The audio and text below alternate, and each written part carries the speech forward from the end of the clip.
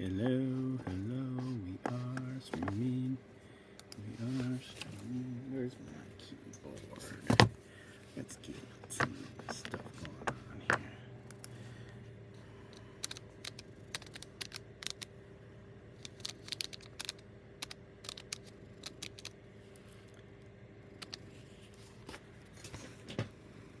here. Okay. Alright guys, hey, we are back. It's Omizu Paintz. Omizu Paintz. We're working on book illustrations again, so if that's not your thing, you don't have to watch this live. That's fine. Maybe we'll do a painting stream here tomorrow. Since I have the day off, but we'll see. It's gonna be this for a bit, and let me see.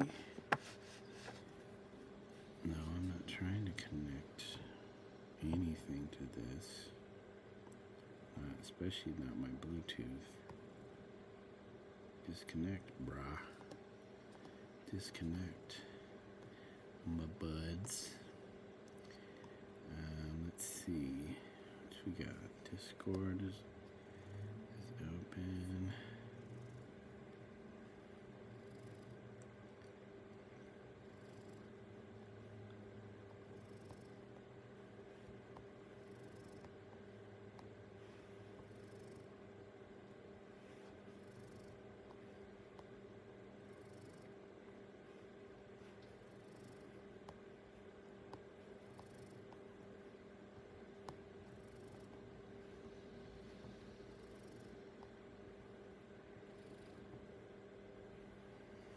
Okay, let me see.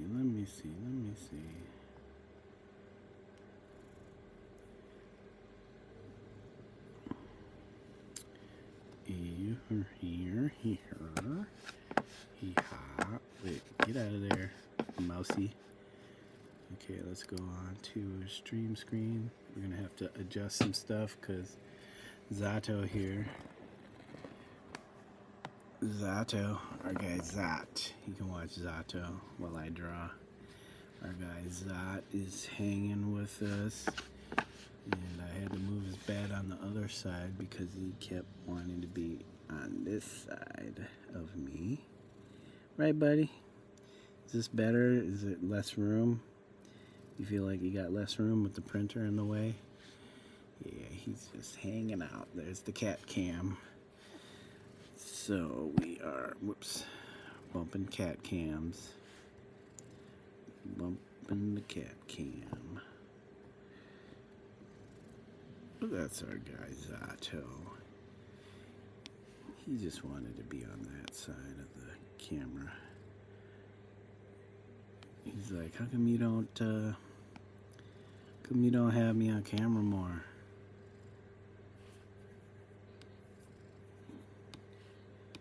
It's like, I need my camera time. We need, is it this? Is it that? Or is it this? Not sure. Not sure what is what. Let's try it. Well, it looks a little darker, but I have the wrong brush. Should be my technical brush. And we create a new layer. And let's see. I don't think that, well, it's kind of dark enough. Is that the color I used elsewhere? Let's see. Is that the color I used elsewhere? No, it's not. It's this color. A little darker. Is it really that? Okay.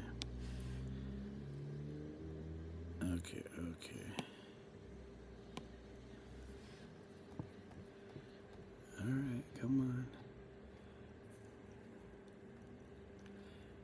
on. Are we done loading this page yet?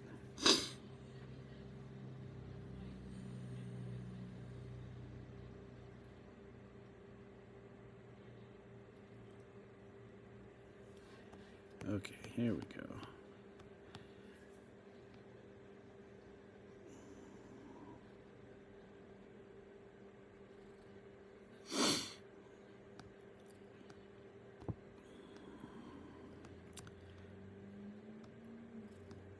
Maybe this.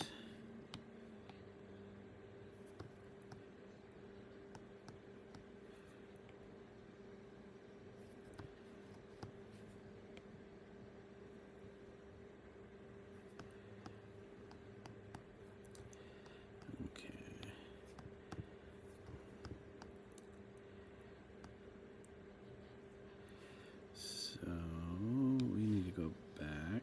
Is this it? There it is.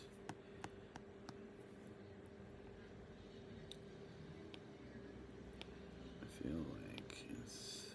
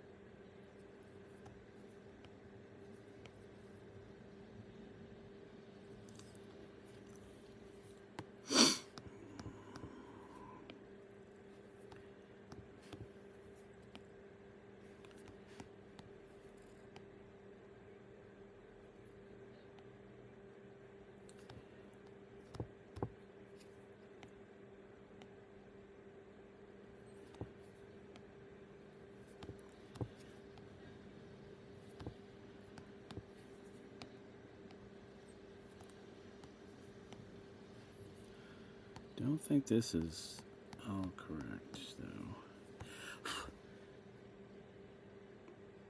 We might have to bring our other image back in. Oh, the hair for sure is not right here. Whoops, a little too big. This is a little too big.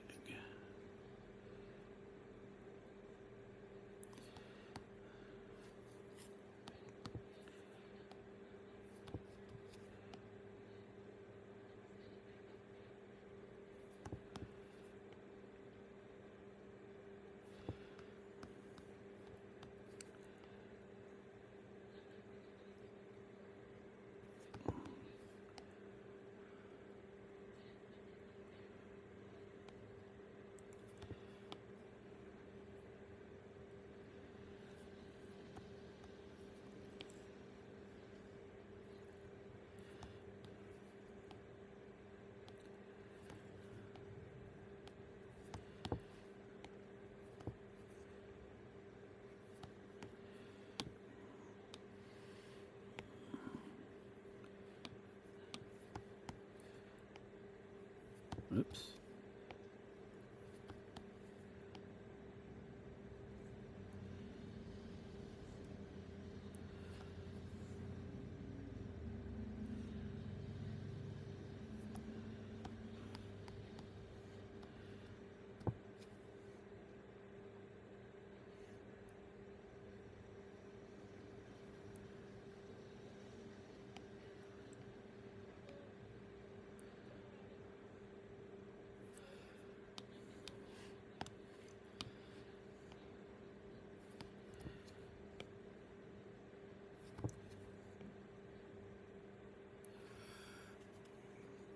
Hold on, guys.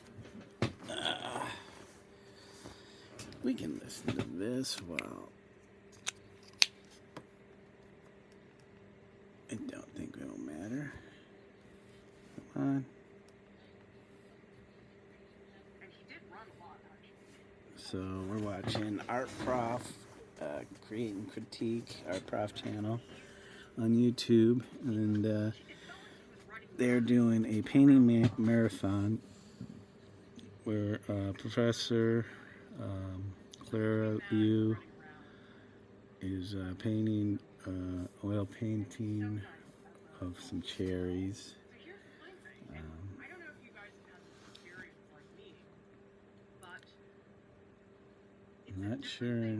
Not sure what paint she's using though. I mean, she's using oils, but not what brand.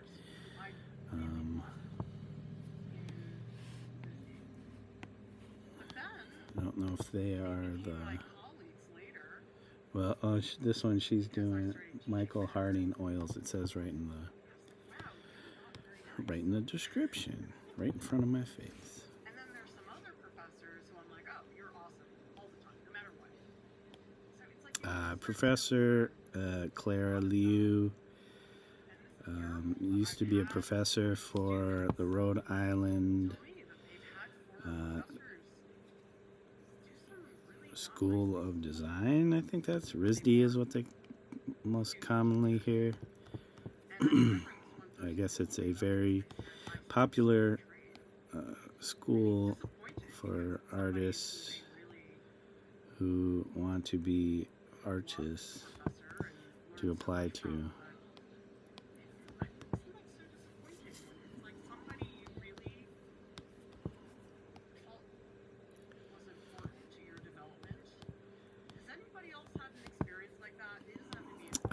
And she left, I'm not sure how long ago she left, it's probably been years, to kind of go out on her own, and she started this YouTube channel for artists, to help artists, and she's got a nice crew of people that help contribute to this channel.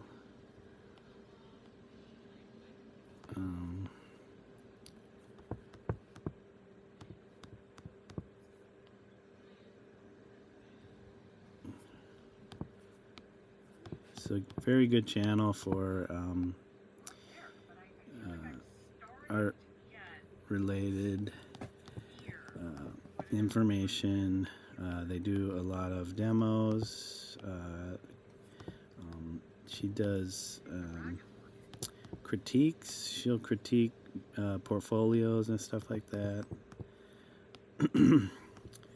They have a Discord. It is, I think, the same thing, Art Prof Discord. If you go to their YouTube channel, it's probably in their description. If you go to TikTok, Art Services, Workshops, Art Club, website. Yep, Discord is in there.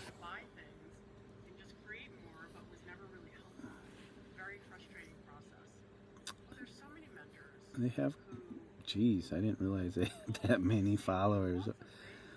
Almost 250,000. 217,000.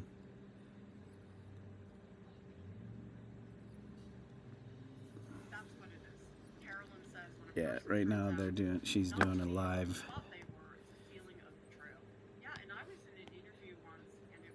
Jeez, it's been only 2 hours. I took a nap after we ate, so it seems longer than that. Excuse me, guys.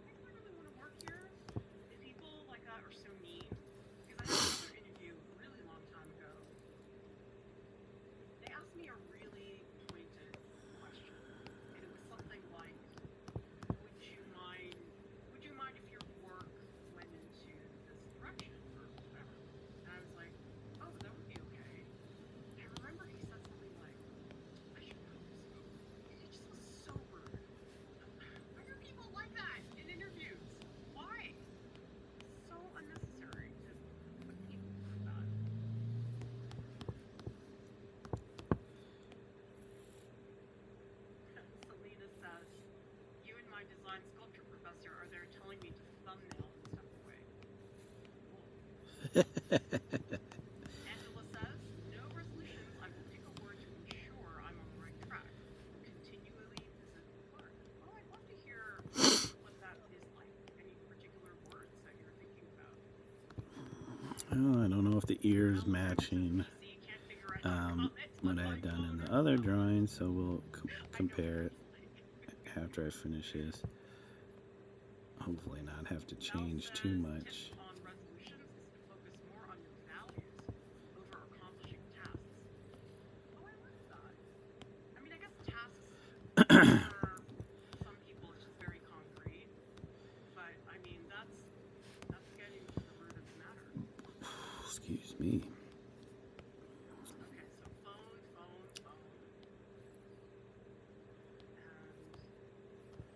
And So we need to do our eye.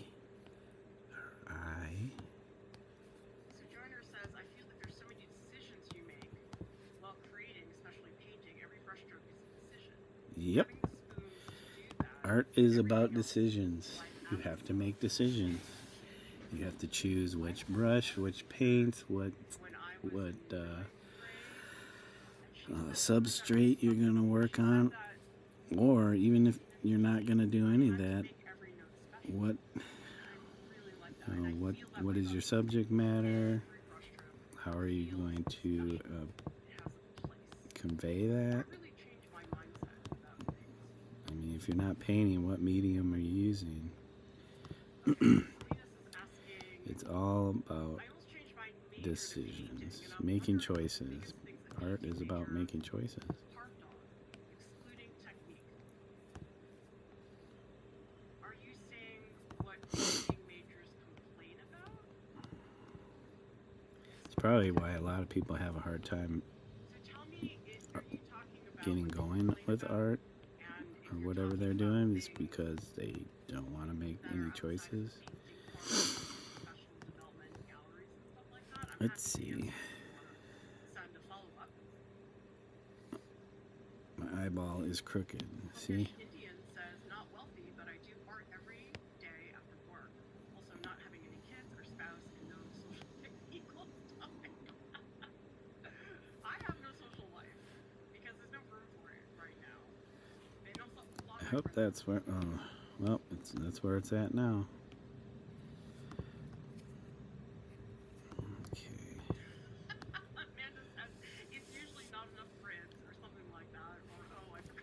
Let's see, we will do our eyeballs, our wonderful eyeballs. I don't know why I went with this this look of eye, but I did, and so now it's kind of stuck. It is stuck. See, you make a decision, you have to live with it.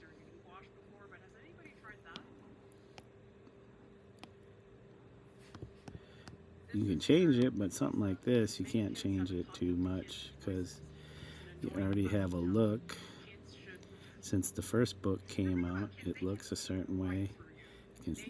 You can make adjustments, but yeah, it's got to look pretty similar. Can't just be going off the rails.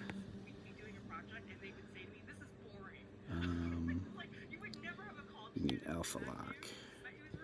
And then we need our light color. We got our light color. And then we come back with our nice soft brush. Is it? My resolution is to allow myself to sit with my work, go back to it instead of throwing stuff away. Yeah, I think building up stamina, sitting with the ugly phase. Yep. I don't know how people throw their art away, but I mean, people do. Do people feel like they have a habit of that? I think for me it's not. I want to start over, but I ran out of stuff. I'll start over, but I'm not throwing it away. So people have been asking me about finishing these paintings. Okay. Because I'm definitely not going to finish them in the next few days. And I'm thinking Anybody else? I wonder if she's gonna go offline soon.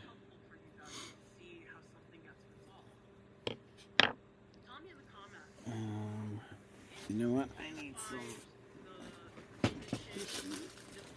Need some tissue. Oh my nose. Oh my nose.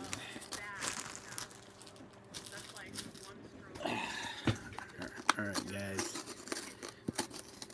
How's the cat cam looking?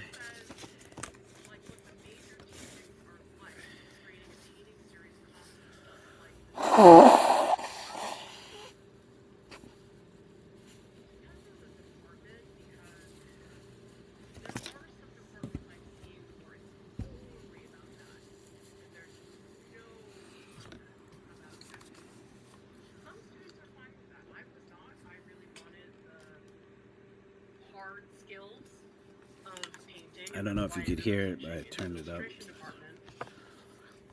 And it's tricky because I teach ideation and brainstorming in a very structured way. I have exercises, I have all those things, and I know other professors are very loose. And it's just like, go do things. So that's the major thing. So I don't know if that answers your question. Tell me if you were asking about something else, if that's what painting students care about or complain about. Okay. Let's get back into this.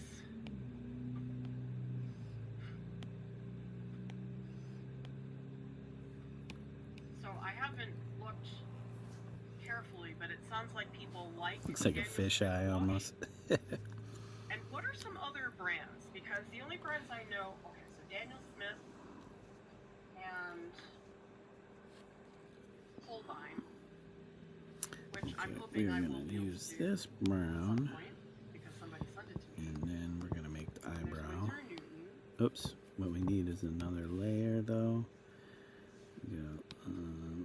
But are there other brands of gouache that I should know about? I do know Reeves is terrible. I don't know if Reeves is just bad for gouache, or if it's bad for other materials. Yeah, I bought a pack of Reeves oil paints. I use them, but I don't know. I shouldn't say this. But I have a thing about a couple companies. They seem okay. I can't remember if I used them for a portrait or not. It's just a small tubes, full set. I was like, oh, maybe I should try to get some sponsorship from some of the companies.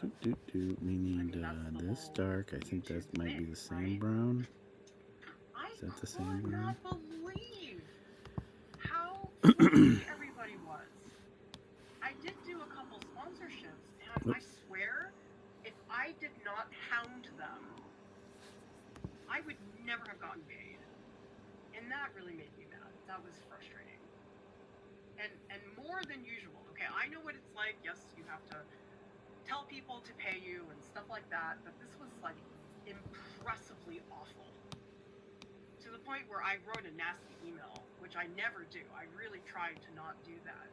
But I was so fed up that I wrote the nasty email. Oh, card. That. Wait, I no. wrote in the subject matter, pay me now. It was a really angry email. Again, that's not something I typically do, but I felt the need in that moment because I'd been chasing that client for way too long.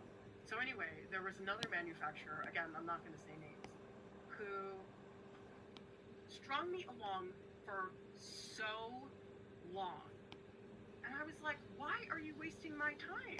Because I was like having all these conversations with them. I was like, oh, okay, maybe this is going somewhere. And then ultimately, you know what they said to me? They were like, well, we just don't know what we would do with that. I was like, really? You can't see any advantage to partnering with a big YouTube channel? Like, really? So that really made me mad because they really took a lot of my time, didn't go anywhere, and that was just so obnoxious.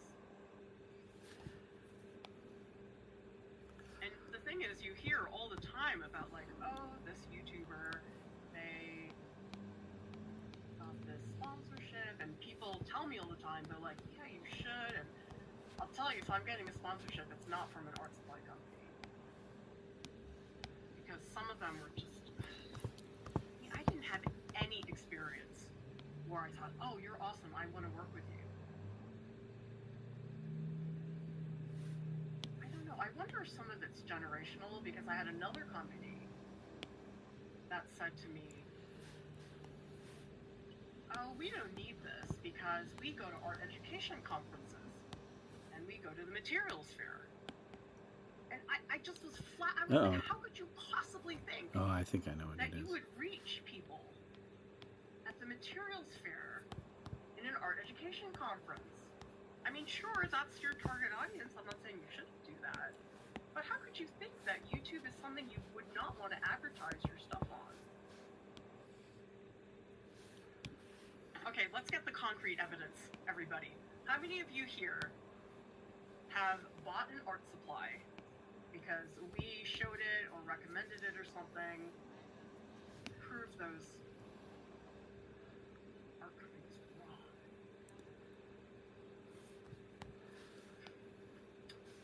Oh, I kind of like what's happening here. I'm in such a good mood about this. Very happy.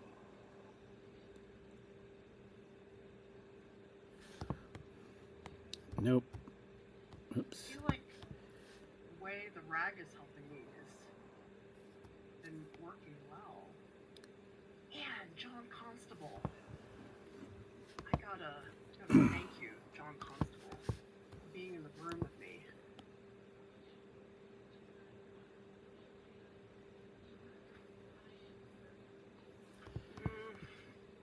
This one needs like more red. I'm gonna come back to it. Because actually this one doesn't have that much yellow on top. Okay, so we need this brown. I don't know how that got so So I soft. see a comment from a lurker. Avery. Is it weird? I wish you would name names because my money is precious. I would like to spend it knowing I'm supporting a company I believe in. Well, here's the thing though. It's more the marketing people. So it's not that necessarily. I wonder why. Because the marketing team is not the same thing as, say, the owners or whatever. But I can tell you.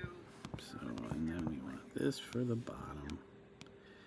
These eyes are funny eyes. Tried many, many, many times. See, what I don't like, it's fine if they say no, that's okay. It's the leading you on, or telling you, oh yes, yes, we're gonna, and then just ghosting. That's what makes me mad. It's fine if they say no, I don't care about that. It's the ghosting being led on. People know what I'm talking about? What's up, buddy? Don't go sneezing in my face, punk. Okay, Here. let's move on. Let me see your nose. Some of that. Get your nose, buddy. There we go. Never be sneezing in my face, Up here. you big punk. Because here it really feels like the paint is just on Okay, it. I alright. want the And paint to then over immerse here.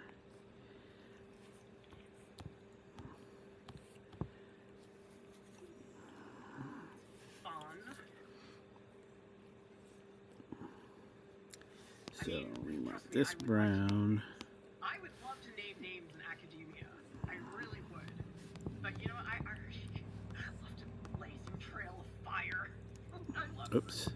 Oh, I wish I could do that. Hair layer. Oh, boy, Don't I forget to could make name these names. layers. I need that. Love stories. Or is it this way? Actually, has anybody here read that book by Nell Painter? It's called Golden Art School. I was reading it for a little bit, but I mean, this is me. I'm just a really picky reader, and so if I'm reading something and it's not like absolutely mesmerizing, I oftentimes have trouble getting through books. But so Nell Painter had an entire career as a historian, and very successful career, but then decided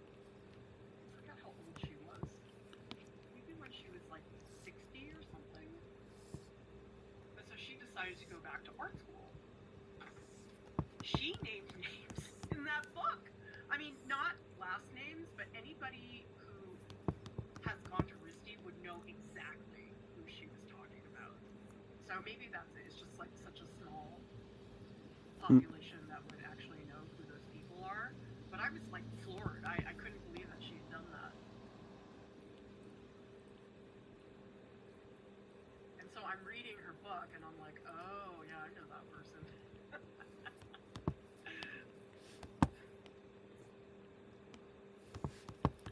Alright, we got that. And I love that she wrote the book, but she talks about some pretty rude people in art school, and I just really love that she wrote that book, even if I didn't get through it. And that's me. That's not because her book isn't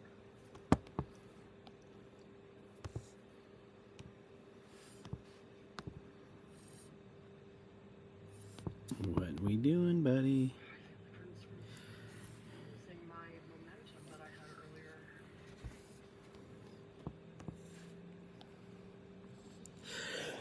Oh man, I was waiting to do that. I'm just struggling to get the definition of. Are you gonna do that too, Zato? Our guy's hanging with us. He's just hanging along with us. Oh, that's better. As we're drawing. Okay. Sorry, you guys can't see my drawing pad as well, but we're using our camera here as a cat cam to Say hi. give Zato some cat cam time. No pressure. You don't have to. It's just lovely to see different names in the chat. I guess if we do another marathon, I may have to do it at a different time because there's a lot of people Zato. who are bummed that it's in the middle of the night for them. We'll see. Consequence of having a global audience. But chill, buddy.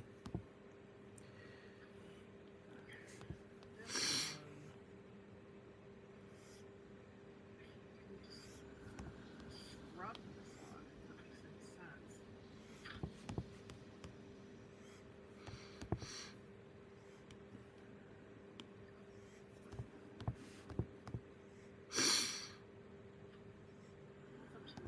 Super juicy and bulbous.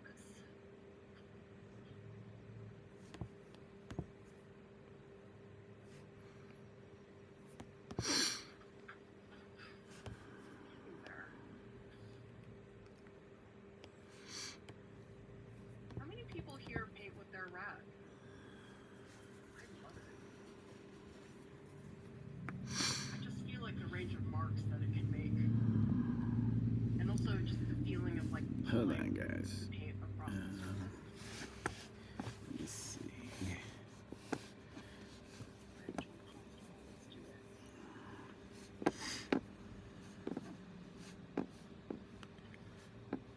Why is this open? Does anybody that? here paint with cross-hatching? Like little marks? I know you see that a lot in egg tempera.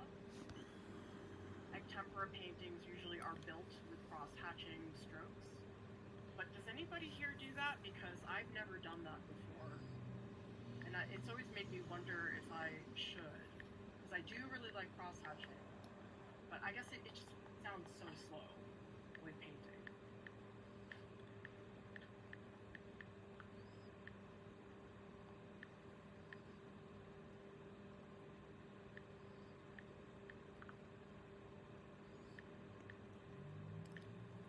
I think after this I'll get in some of the red. Okay, let's see what people are saying in the comments. Scooter says, are you following a specific reference or just idea references? Curious what the top left leaf is going to be like. Loving it all so far. Yeah, that leaf is very specific. If you look at these reference images, the big leaf, is in the photo in the middle. You can see it's in the upper left-hand corner. The photo on the right patches of color, but I'm not getting super specific about it.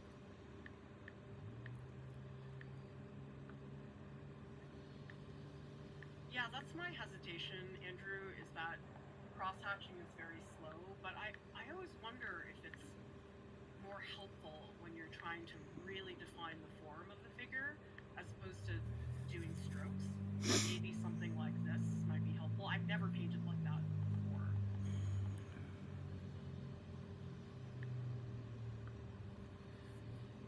Yes, Jennifer, rags are fantastic. Ha!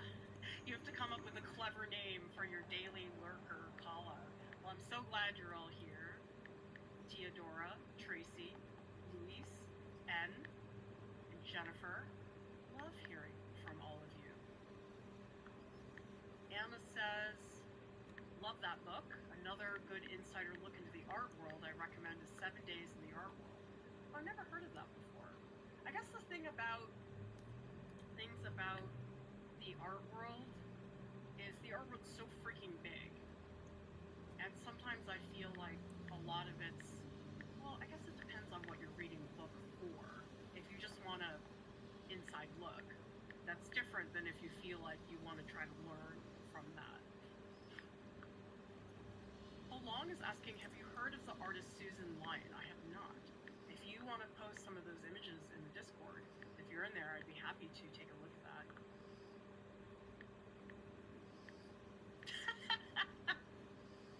You're speaking my language, Barry. The decadent smell of ivory towers aflame. I don't know if I told all of you this before, but I wrote, again, I'm telling you about all the mean emails I've sent. This is like, I never send mean emails, but this is another one I sent. I sent a really mean email to the RISD illustration faculty. I went to all of them, and I just let it fly, because I'm like, I'm leaving, doesn't matter. And yeah, it was, nobody really replied. Although one reply that really got me mad, because I was talking about adjunct faculty and how broken the system was, and this made me mad. I felt like this was sort of gaslighting. You guys tell me if you think it is. This person, this faculty replied, and they were like, oh yes, but you remember this person from the past and what they went through for adjunct this and blah, blah, blah. And I was like, that doesn't make it better. Just because there's another person in the past who had it way worse than me, I don't think that's legit. What are you trying to say? I should be thankful that I don't know. That rubbed me the wrong way. But yes, that was a no holds barred nasty email. It was fun. Jennifer says, so helpful to have available. My instructor doesn't paint for us. Watching an experienced artist is incredibly helpful. Thank you for sharing your knowledge. Lurker for a year. I'm so happy. You said, look, but you know, oh yeah, I was in the hair. When I taught at RISD, I didn't paint for them. I usually would do a demo that lasted, I don't know, 20 minutes tops. And that was it. I guess because at the time, Separate these layers. I felt like if I wasn't always talking to the students and if I sat there and painted, I felt like that was a little selfish for me to do that. But in retrospect, now based on what people are telling me, maybe that would have been helpful for them to have seen that. Because I never did stuff like this at RISD. It was always just quick demo, then go around and help people. Interesting how things change. Okay. Sarah, we got you on those Caran d'Ache Neo Color crayons. Even sold the very first piece I did with them last week. Wow! That's amazing. Congratulations. So Steffi got a jelly plate. Recently got the tailor-shaped art graph pigments after watching your demo. See, next time those companies tell me it's not going to be relevant, I'm going to send them to you, Steffi. Richard, slow dry medium, like a week ago, just ordered them so I can stretch acrylic gouache. Also considering that medium to just turn regular gouache into acrylic. I've never done that before. Does that really work? Who knows about that? That's so cool. I never Amanda, you fell so hard for us. Charcoal sticks from Kathy Speranza. Lauren got me hooked on those R&F art sticks. Well, a bunch of people sent me those, so I do want to do an art along with the R&F sticks. So I think this was like You this. guys should be my research team. I should just send them all. I need to have a bunch of testimonials. I kind of hate testimonials on sites because I don't know, they're really not helpful because you know why they're there. I mean, they're not posting the bad ones, obviously. I mean, we do have a couple on our website on the areas for our workshop pages. We do have some testimonials, but what I try to do is pick ones that talk about the specifics of the workshop instead of I was great. I try to pick ones that are like, oh, this was helpful because I had this. So it's highlighting more specific features about the workshop. Because some of those testimonials, you just start to roll your eyes after a little while. Actually, you know what the testimonials are that I really don't like? There are a bunch of places that help students prepare their portfolios for art school. I mean, we're one of those places. But there's other places, and I always find this to be a strange testimonial. We have gotten our students $3 million worth of financial aid because we help them with their portfolios. And I was like, that's a really weird way to advertise that your service is good. I don't know, I didn't buy that because financial aid is so different for every single student. And I was like, don't you want to highlight more what you do? So, and the same thing with other online classes where people just say, this class is great. Oh yeah, I had a great time. It's like, well, that's good, but don't we want something specific? So I always try to pick ones that talk about, the Discord being helpful or saying that I provided tech support for the Discord. Like that's the type of thing I think is a little bit easier to see as being helpful.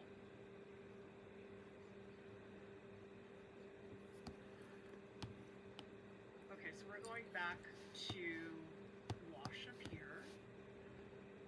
Okay, Oops. so KC, Daniel Smith's Lapis Lazuli, never buy it, is $20 for weak, light gray paint that is hard to reactivate. Is it just that one color? Well, yeah, why is it hard to reactivate? There goes my mic. I assume you're talking about watercolor. That's a bummer. Okay, Casey's also recommending Turner. Randy confirms Artist Loft level 1 acrylic white is horrendous. Color is darkening after it dries. Ooh, I don't like that. Bookish Indian says, why is it do you think that fine art professors get snooty about illustration not being art? Oh gosh, that really gets under my skin. Because, and those of you who have been in situations, have you guys seen that a lot of those professors, they use the word illustration as a pejorative? They'll say, oh, this looks illustrative. Like it's such a terrible thing. And I had students at RISD who were illustration majors, and they told me they got stuff like that all the time. That teachers would really bother them and tell them it wasn't legit. I mean, I wonder if it's that. I think it's snottiness. But I'm trying to pinpoint what it is. I think some of it is that people see illustration as being a quote commercial art form, and fine art is not commercial. But the thing is, that's a load of crap because the fine art world has plenty of commercial stuff going on, and so why would you not think that fine art has the same thing? Tell me in the comments, how many of you guys here can theorize? What is up with that? Because I always because I'm not really an illustrator. I've been a fine artist most of my life, and I love illustration. I think there's amazing work people do in the illustration field, and I can't imagine why you would ever just totally knock down an entire field. I mean, what are you gonna like knock all of industrial design? Like, come on. There's so many parts of illustration. Yeah, that makes me mad.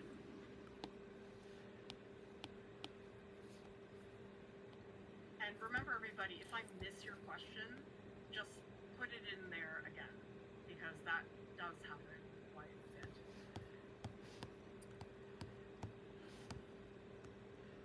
Avery says, this does feel like a safe place to be an artist nerd. Maybe one day, if I can get my sweet littles to bed sooner, I won't work anymore and get to join in.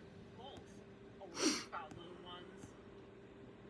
If you woke up this morning, I think you're an absolute hero. Anahita says, when it comes to supplies, I love how you were so honest when using them. I refuse to give into the art graphite putty curiosity after seeing you try to do something. But I had another person who was like, oh, mine didn't crumble at all. And I was like, maybe did I get a bad pack of graphite putty? But that's not good either, because you don't want to get a supply that is that unpredictable.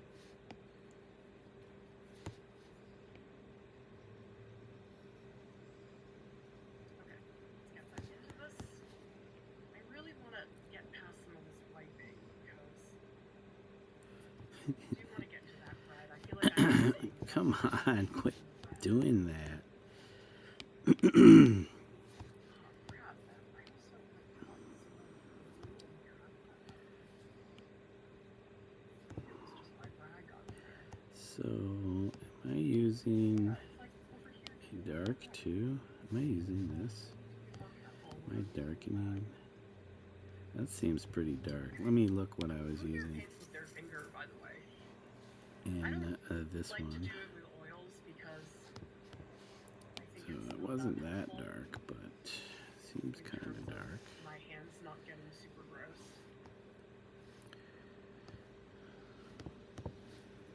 Need another But layer. I do Don't that a forget lot we're with trying to acrylic. do layers. Just take my finger and I don't know why the finger feels easier.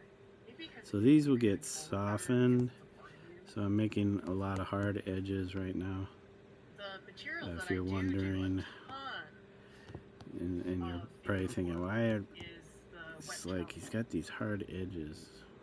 where that's really Yep, useful they will for get your softened. hands.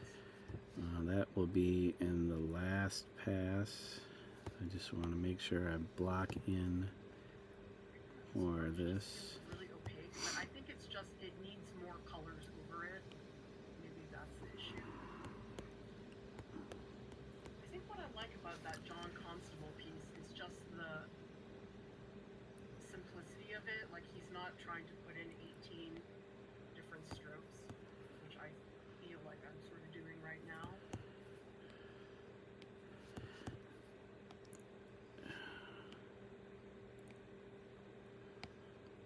I don't know, I just feel like then again, it's just 2 layers, so I don't think it's fair for me to get too upset about Oops. this right now.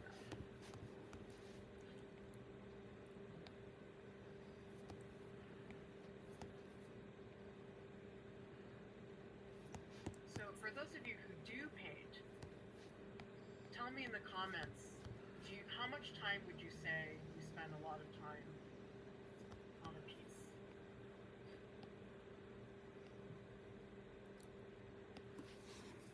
Because I'm looking at this painting, I'm like, oh my god, this is like 0.01% of what it would need to really look good.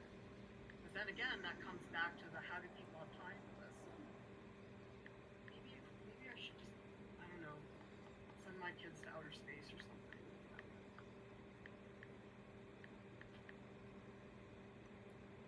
Maybe the advice is don't have kids if you want to have time to paint.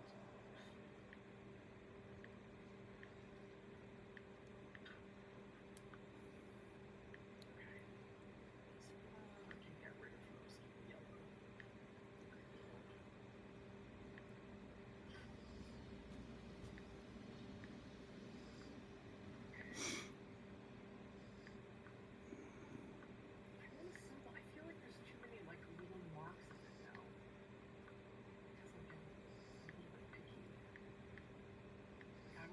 maintain that freshness that John Constable has.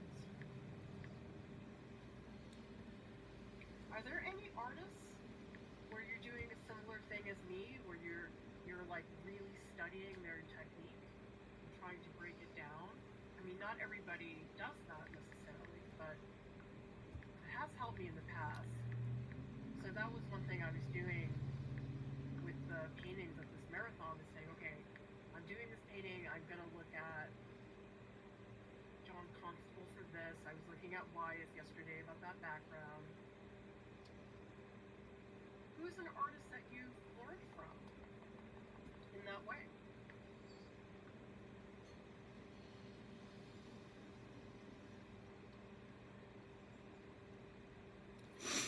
Okay, still not there, but I want to get into Okay.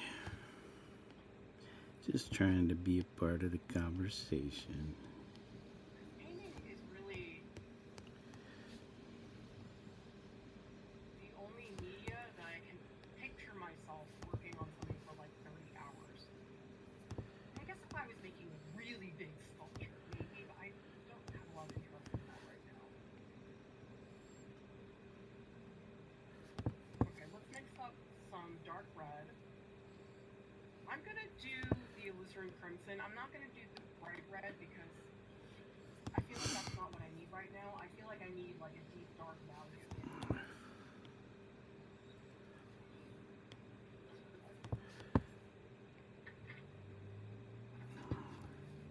And again, I'm gonna switch to gambling. I hope I was on. Okay. Thank goodness, I thought I was on the wrong layer again.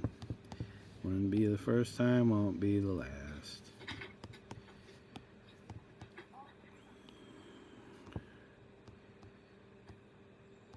Okay.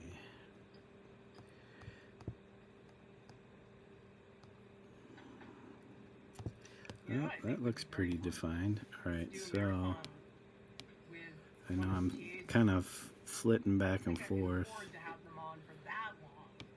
But would you guys like to see that for a future marathon or live stream where we have one of the TAs here as well? I mean, we've done that in the past where we've done Artelon and there's me and the TA.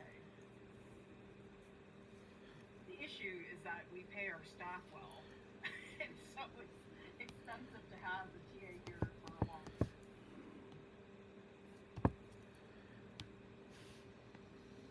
But that's always been extremely important to me, that we pay our staff well.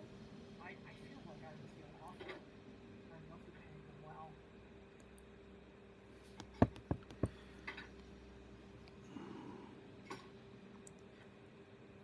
Okay.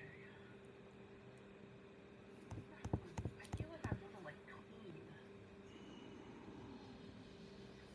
I'm just gonna do this with my finger. This is one spot, it's just a little bit too rocky. That's it. Okay. That's very picky.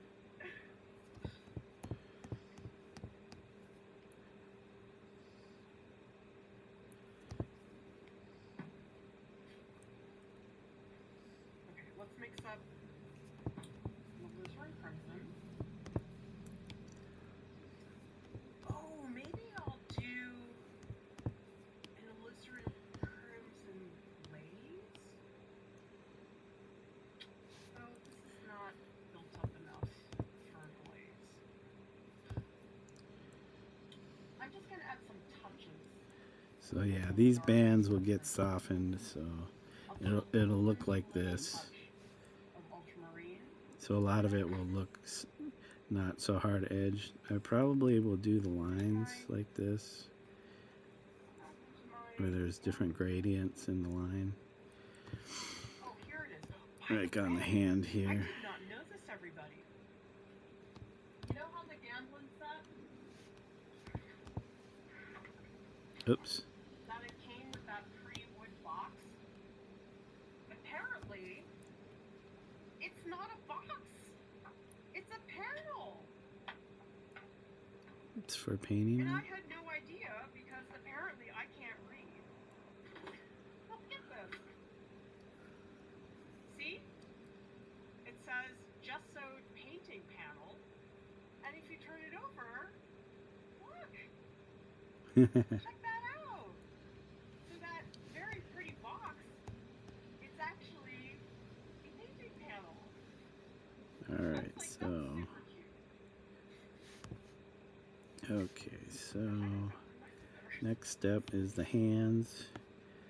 Our It's just hands. I mean, not size. Shape. I don't know. Well, okay, you guys got this.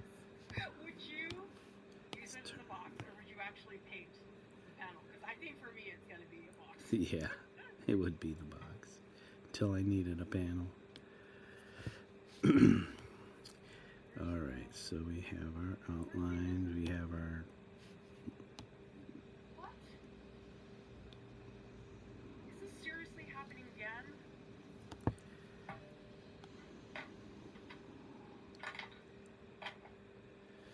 Omizu hates me. Where is it?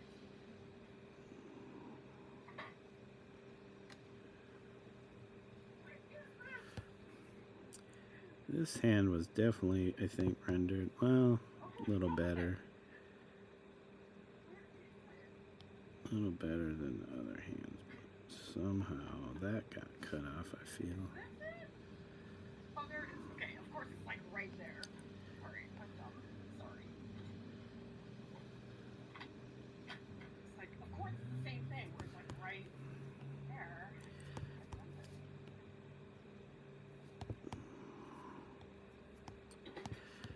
Okay, Blizzard Crimson with the slightest touch of mercury. So that's going to turn it into a very deep maroon that is very close to purple. Okay, let's grab this color and fill in this bit of the finger. Okay.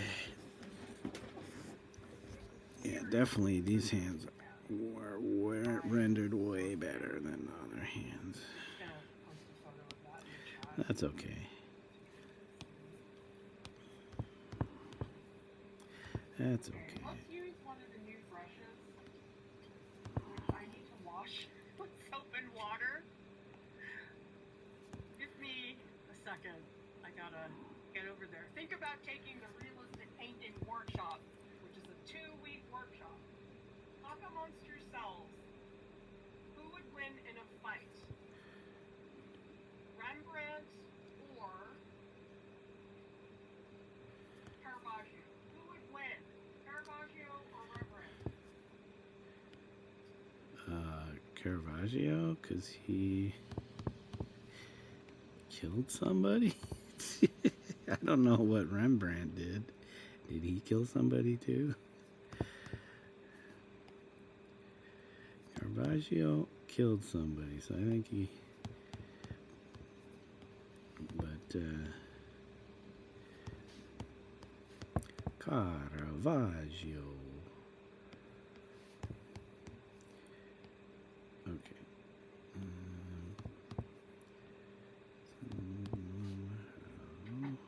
You know something about Caravaggio's life that may factor into who would win that fight.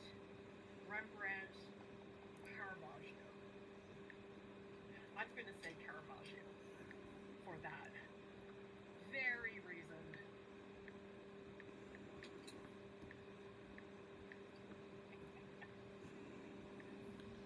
Okay, a lot of Caravaggio, but I need to know why Rembrandt. We know Caravaggio has that history. And if you don't know, somebody could come to the chat and explain what is the deal with Caravaggio.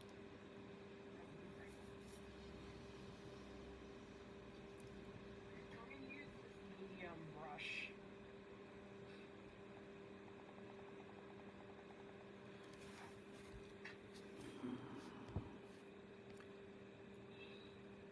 Everybody's like, yeah, Caravaggio was a convicted murderer. You're going for some nice luminous. He ran away to get away from that. work down here actually. He left, didn't he like leave the I feel city like he that's was where in? it's really dark, and I want to get that super, super dark.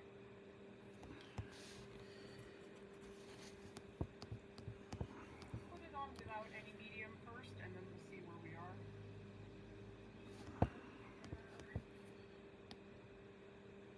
Oh my god, Buddy got me up so late last night.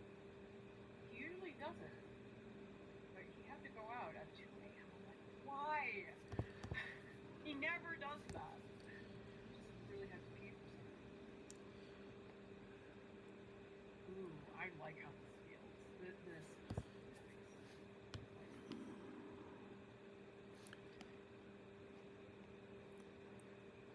And this part actually is There we go, that's a little fairly better. dry, so I am able to get into place. Look at those hands. Not too badly rendered, if I say so myself. Please critique my hands in the comments. I have some things to unbox. Let me know. I also have some art Is there anything that I need to change? You can always send us stuff to our PO box. Oops. Possibly the nail. My thumb. It's so fun to get mail. We're just loosely throwing this thumbnail in there right now. I just want it dark. Whoops. Oh no, I did all that really on that layer. By the way, everybody, All that work. something's happening in March. Yep, I guess we're keeping it, but we're gonna move over to here. Let's get rid of the thumbnail though. We're gonna do that. We're gonna get rid of the thumbnail. Anybody guess? It has to do with staff. I need to turn this off though. With staff. No. Tell me if you So it's think getting in the way.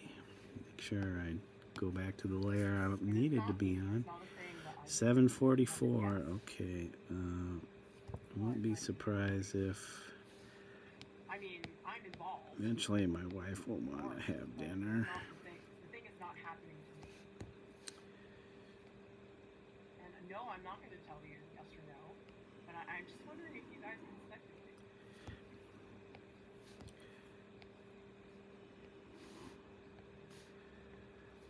And it's a good thing. Oh, I forgot to check.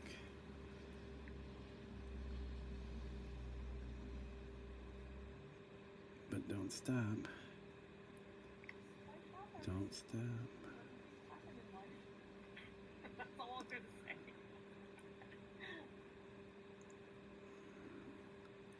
New episode now? Are you true telling me the truth? No, there is no new episode of Dawn to Dawn. That way. You keep I mean, it's like I keep do enough screwing things with that me, I will actually Netflix. do staff. You're stuck on episode 12. What's wrong here? And I don't know if you're taking a Whenever I break. do the schedules, we always have so many people looking at it. Come on, get out of there. What? It keeps saying new episode, watch now. I already watched the last new episode, and that was over a week ago. Like, I actually started leaving notes for myself in staff. Okay. Same with Ranma 1/2. What? You keep telling me there's a new episode, but there's not. I think they're taking a break. Alright, Netflix. Get out of my face. Oh, there's some really nice, like, Get out of my face, Netflix. Very happy about that. Oh, but actually this cherry should be more in front. I don't know. I'm not going to tell you.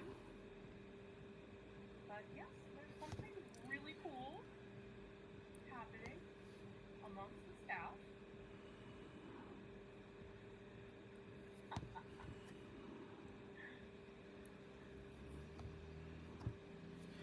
I feel like the thumb on that side, would that be seen? Oh, there's a really big, okay, this is the shadow that's up here. Be seen over here, maybe like this. We'll just Huge shadow it in. I think I need more paint. Something like that, maybe. Maybe. I tell you, you just A little more like that. wait until March. maybe.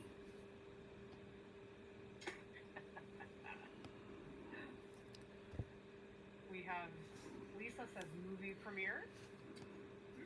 We do have somebody on staff who does acting, in case you don't know who I'm talking about. Well, that's very exciting. I don't know if people saw, but EP posted on Instagram she was in Deadline the other day, which is a publication for the movie industry. She said that's her first mention in Deadline, which is really cool. I mean, I know how to pick up. We have great staff.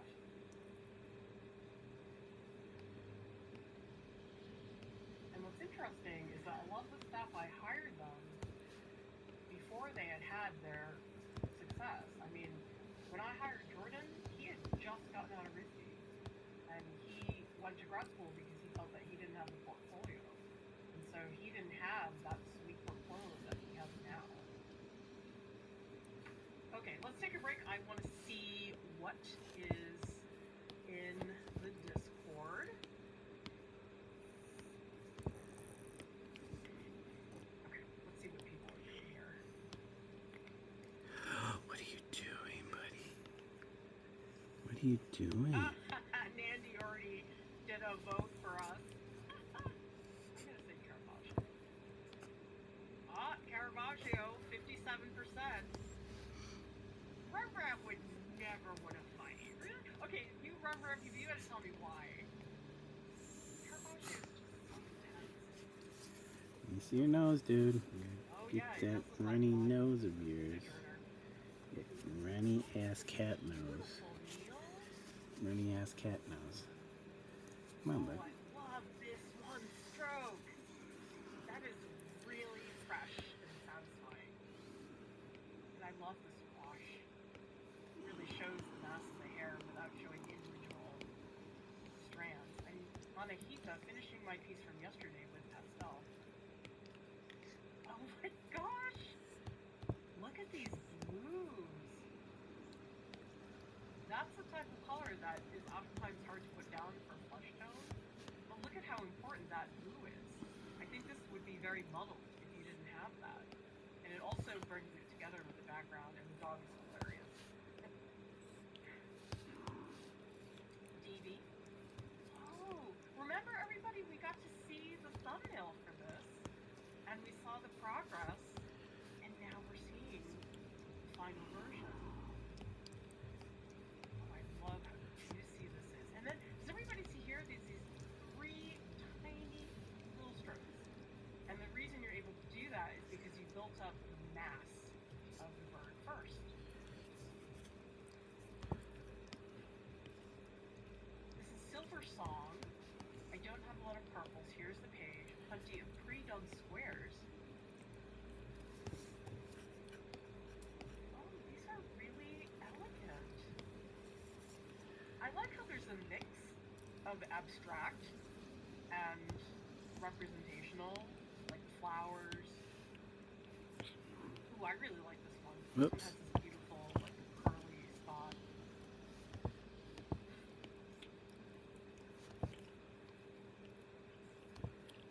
Let's see. Oh, okay, here's a drawing group. Yeah, that's not the one that I've been to. Salinas, I did not capture the feeling in my thumbnail. You're just not done yet, that's all. You just have to make some tweaks. I don't remember the thumbnail, but maybe try thinking about making one of the birds a little bit darker. Like maybe if you make this bird pop a little more, they won't look as even.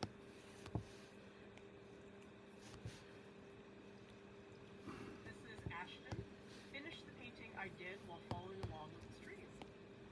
I love that you guys are finishing full-out pieces. Great job on that foreshortening. And I love this teal.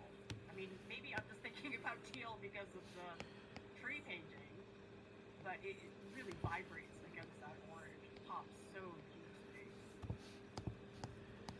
Oh, this is a self-portrait. Wow, very ambitious composition. I love how busy it is. one crane down, another crane to go. Like, how do they even create structures like this? Like, my head cannot process how they engineer stuff like that. Nandy doing some more work on what she started yesterday. Oh, I really like this green glowy stroke. Beautiful, sumptuous colors. Oh my gosh! Rowan, I didn't know you were going to do this. Rowan is asking, what should I put in that third green loop? Okay, so you're asking about this. I had no idea, Rowan, that you were going to add all that stuff. I guess Zato Boombato, I don't know where you're gonna go. because this Is looks that sort of Boombat? similar to some of the trees Don't back know where you're here. gonna go. There's no. They didn't want this one to be Shoot. like a I hope that was solo. closed, because that was my water. That was my water. That was my Okay, so painting Paul water. I thinks probably should finished. just empty it. Yep, dog needs to go poop. According to the wife. So, Oh my gosh, I didn't guys, know that we'll be was right gonna go back. close. There's a possibility that Okay, that's the terrifying part. I'm going to put it on the break screen. There's a possibility that we might eat too. So let me put my pen back in Okay, here. Marie says, I'm going to leave this hands down, going. yellow ochre would win. It can be used all on its own or blended with other colors. Okay, All so right, it can guys. actually hide. Let me turn this off though. Sister Jordan said, this is for my mom's Turn birthday. the light on. Obviously a lot more saturated. Oh, you did. Zuto. Clothing is so hard to do, Zuto, come here. but also a lot of details to that face. Like you can really feel the expression there beautifully. Van says, finished setting up a sketchbook. Use the first page. Oh, I know, doesn't that feel so good? That first page. Oh, is this a soft cover one, Van? Because I really like the Strathmore soft cover sketchbooks. Love seeing what you guys are doing in here. Okay, Nez also thinking that they're finished. I just love how mysterious this object is. It always feels like it's on the verge of telling me what it is, but it's got a mystery that I do like a lot. This is Samaj. Temper's a wild medium. This is fun for a noob. This is my first time painting with tempera. So cool and easy. Wow. It's amazing. It's a limited color scheme, but there's so much variety in the marks that it doesn't matter that it's such a limited color scheme. Nice work, Peppa Lesson. Oh, those are some nice hues. Oh, I really like this one. Look at this. See how it's all blendy, and then it just goes. It's kind of like that John Constable painting. I'm just so obsessed with that painting.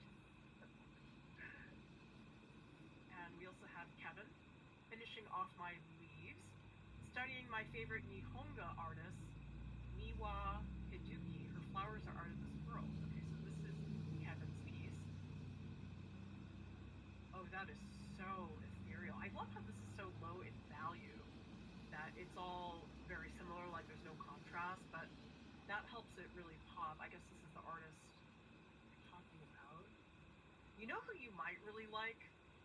Victo Nye.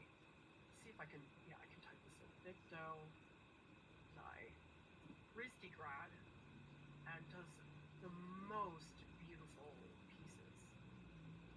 Illustrator. Okay. Let's go to some of the questions.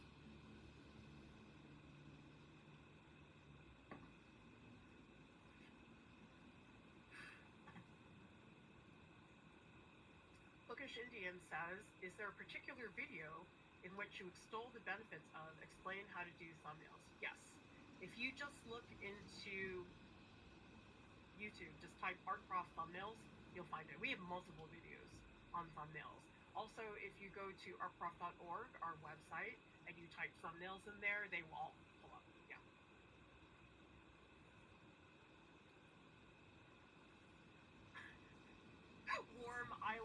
Cal. Oh, I would be very happy to do that. One of the staff is I can confirm this. It's not me. It does like having good kids. Upcoming show in Roma. Cat's book is being published. Well, it will be published. We can confirm that. I'm not going to get into anything else. Someone's getting married or having a baby.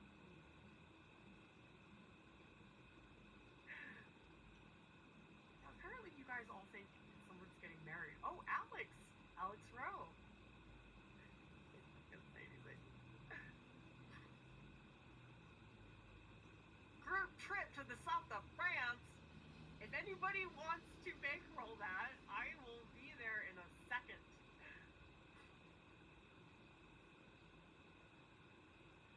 Oh, so Anahita says Rembrandt would outsmart Caravaggio with high-level survival instincts kicking in. Brian says fist fighting, yes, Caravaggio, but I think Rembrandt has paintings I like. Caravaggio sculptures are so intense. George says Rembrandt's Night Watch patrons will come to his defense so he could fit in the lady. Norris says Caravaggio, he was fighting all his life. Rembrandt was a quiet, chill guy. Do we actually know that? I don't know. Yes, Avery, I think everybody should send their kids to space. I mean, not forever, but... Oh, Luis. Oh, he was convicted? I didn't know he was actually convicted. Right, well, our history lesson, right, everybody? And thank you so much, Avery, for the super sticker. Such a huge support from all of you. I'm so grateful. Because those super stickers, they add up, everybody. And they're the reason why I was able to get those new brushes. I'm so happy. Because these brushes are so different. I'm not used to these types of brushes.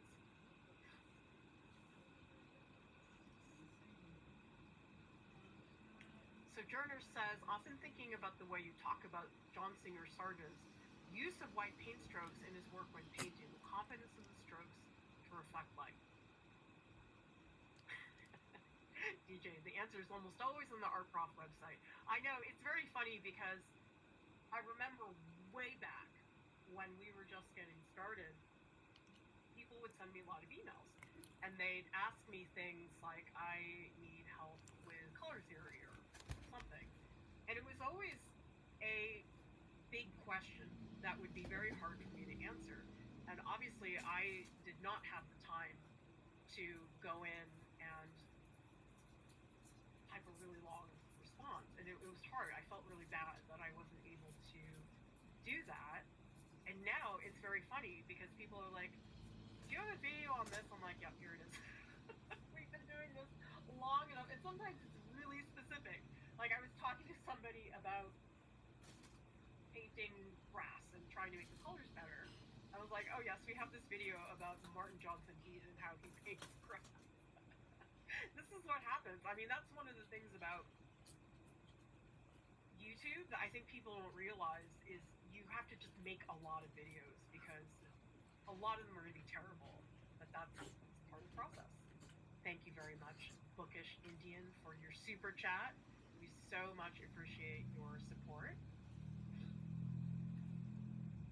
Samaj says, love that I figured out Discord. Thanks for a brilliant evening. I grow immensely when you share and do these marathons.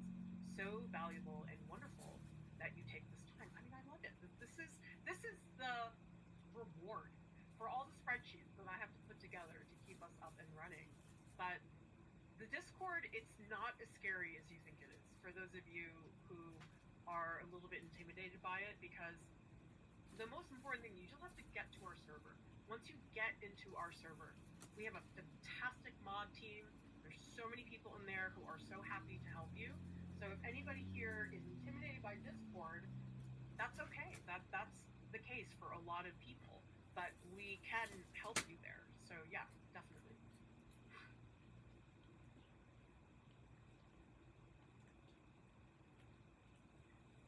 I wish that we were going to the Bahamas as a staff, but sorry, we're not. Unfortunately for me. I mean, I can't complain. I got to go to Hawaii last year. Although I was there for a family reunion, and let's just say not all of it was a vacation. Bizarre. It's okay.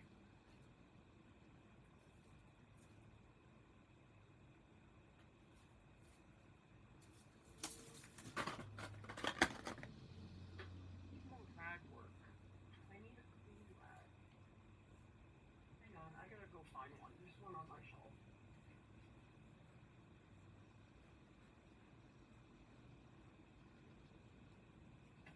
Okay. Found a t-shirt. I'm gonna use this for a rag.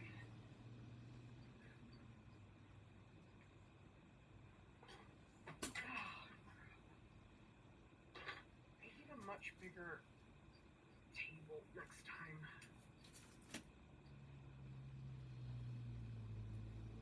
Actually, I was wondering how many people feel this way. So right now, I am trying a lot of things, but there's actually a bunch of things I would like to try that I'm not going to try because I don't want to waste paint. I mean, granted, people did send me these supplies, but I'm just always thinking about that anyway, no matter what. So I'd like to know, do other people feel that way? Because one of the things that I always think about is like, oh, texture, impasto, and blah, blah, blah. But I don't know, it's really hard to justify that when something takes so much pain to do. I just have a hard time with that. So does anybody else have that too, where you don't want to waste the material, and so there's all these things that you just don't do? I definitely feel that way about oils.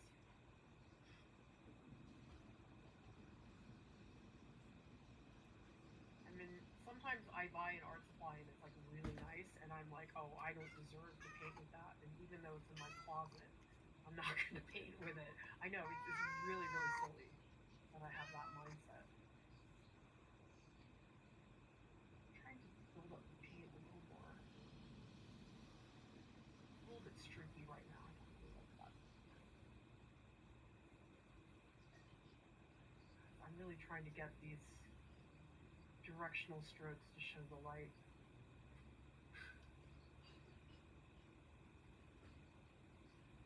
Yeah, that's a little bit better.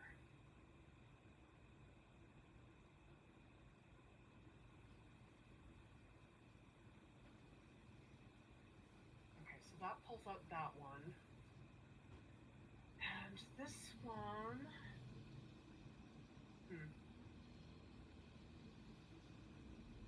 yeah, this one's pretty minor. I think it's not going to be as dark. I think it's going to be lighter so it can sit back a little more.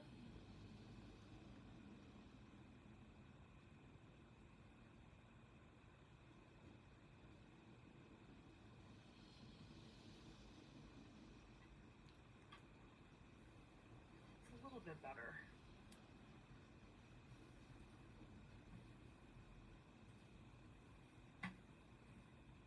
I will say, oh, sorry, I clicked on this by accident, but let's read it. Selena says, I'm that way with most of my supplies. I put off an installation for 3 years because I only have one roll of 55 by 11 paper, and I don't want to mess it up. Paper is even worse than acrylic paint. I feel like paper, I'm just like always walking on eggshells about that.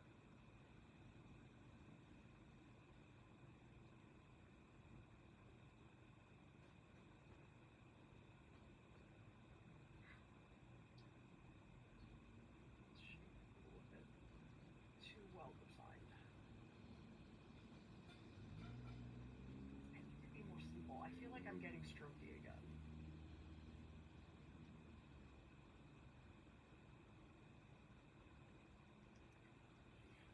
Alright, let's move up to here. This one definitely could use some of that. You know, I'm going to switch to my harsher brushes, because I think I need to build up the paint a little bit more. It's a little bit, oh yeah, that's better. I think the other brush is too soft. like that. So many of you are finishing things during this marathon.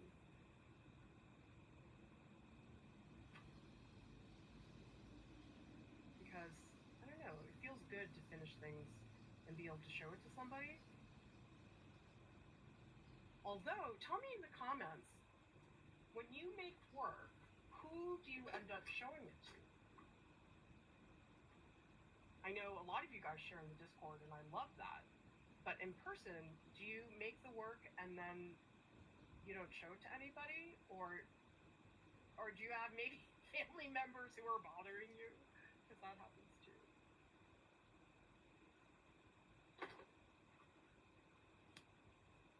Why does my computer keep falling asleep?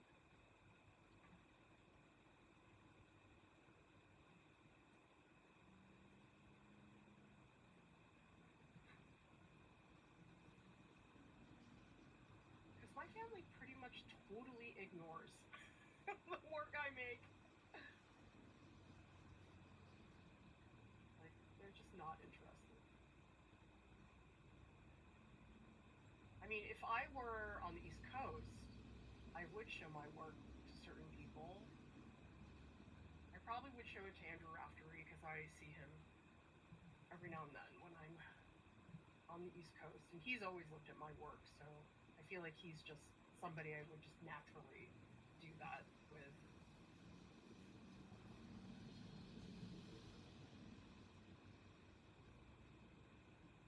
And I've been doing that for a long time, so that to me, it feels like a habit to show him my work, which I like. I'm blending too much, guys. How keep it small?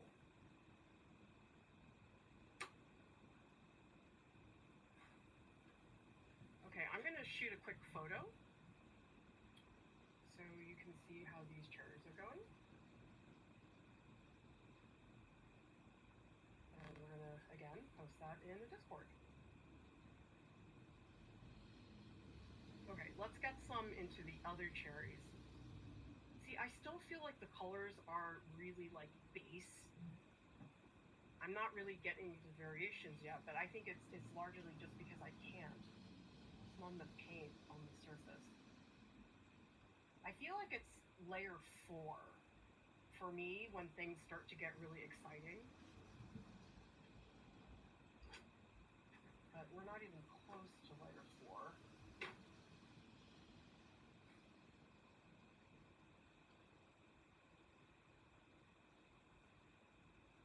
I guess I'm trying to play with softer edges where things are not as clear. Oh, actually, let me bring back some of this blue. I feel like I'm losing it here. I do like that blue against the purple.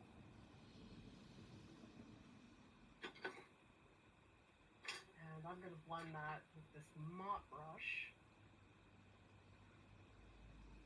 so I can articulate the edges out more.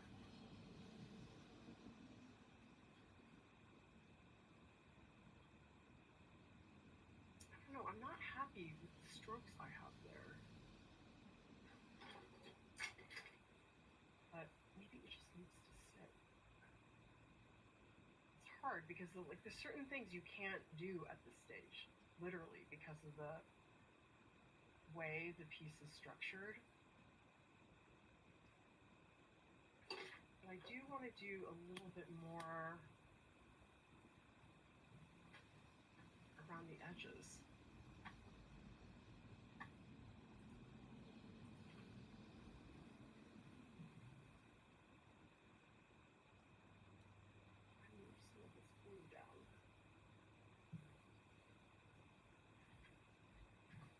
Okay.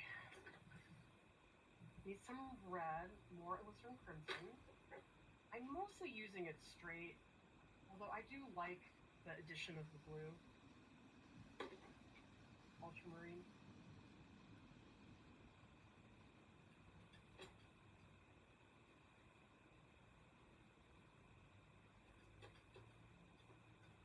Okay, so up here I'm really trying to define the forms better.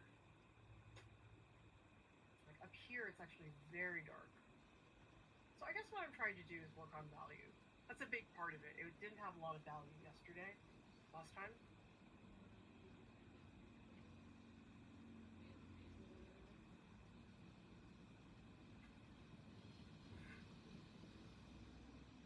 Up here, it's very dark. Oh, and I should also, like here, it didn't get, it sort of got muddy, so I'm going to just add in a couple strokes of dark. It's a little better. And,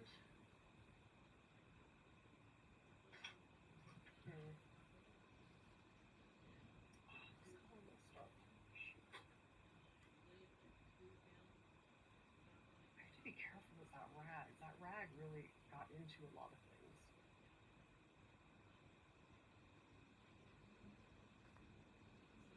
Oh man, it's all like, ugh. I'm so annoyed that I let that happen.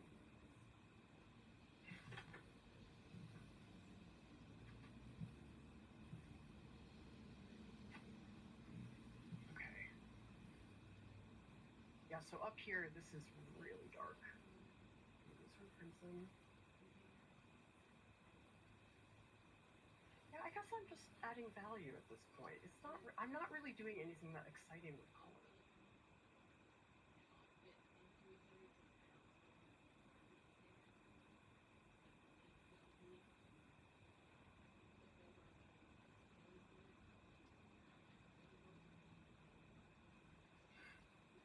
Ooh, I kind of like the way that looks. It's so funny, you can go from, oh, I kind of like that, to no!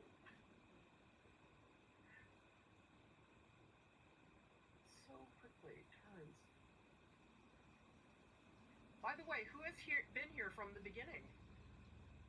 Because I'm sort of amazed that everybody's hanging out here. You just never know with how things will go, but I think it's awesome. It's amazing that you guys are all here.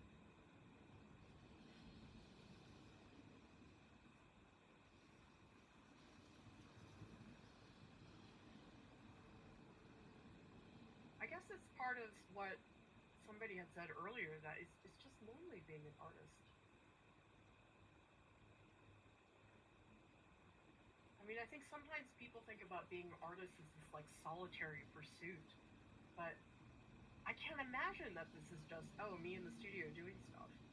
It can't be that.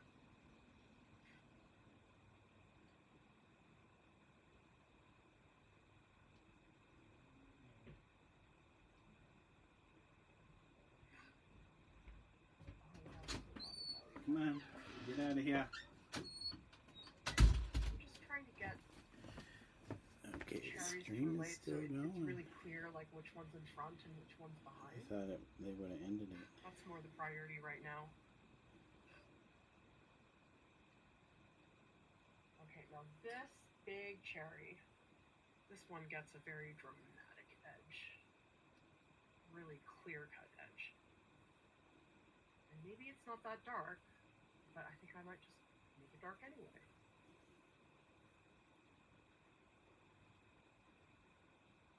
This one I think can afford to have a harsh edge because it's sort of splotchy over here. Actually, I'm going to add some medium. See if I can spread that a little more. Ooh, oh, I like that. Oh, glazing, yay.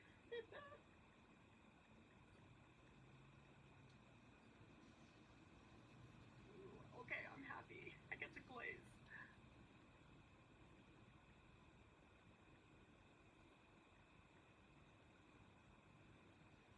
Okay, this I think I'm going to blend. This brush is a little bit small for what I want to do.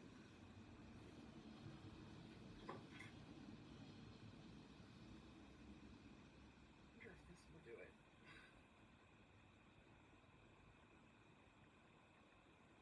I'm going to try squishing a little more. Ooh, oh, that's really fun. Look at that. Isn't that cool, you guys?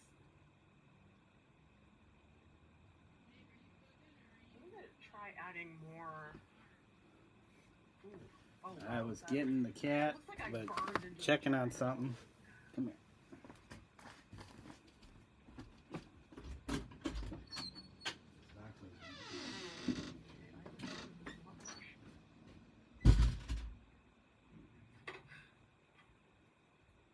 But I do think this edge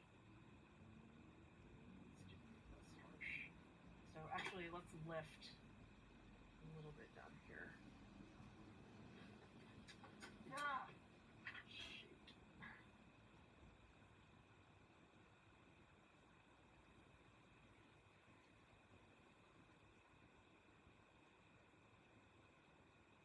By the way, everybody, we still have unboxing to do. Okay, let's take a break and do some unboxing. I'm also going to take a photo of this up close and people can see that in the Discord.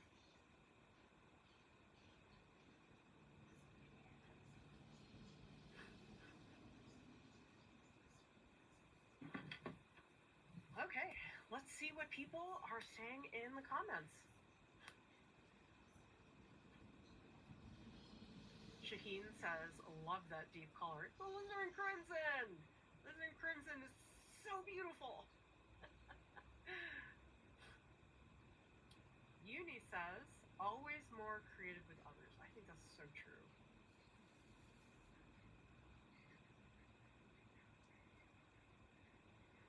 I love this, Jennifer. It's like being in the painting studio with my class. I love a supportive artist community. Butter says, heck yeah, loving every minute. Scooter appreciates the company, so does Joanna, Shaheen, and Norris. Yeah, the evolving part I think is very, very fun because I just really like seeing things people do with their hands. And it can be anything. I mean, I've seen videos on YouTube where they show what street vendors do in night markets and stuff like that, and I'm just like fascinated by the hand. I know people really like technology, and technology is fascinating, but I just the hand.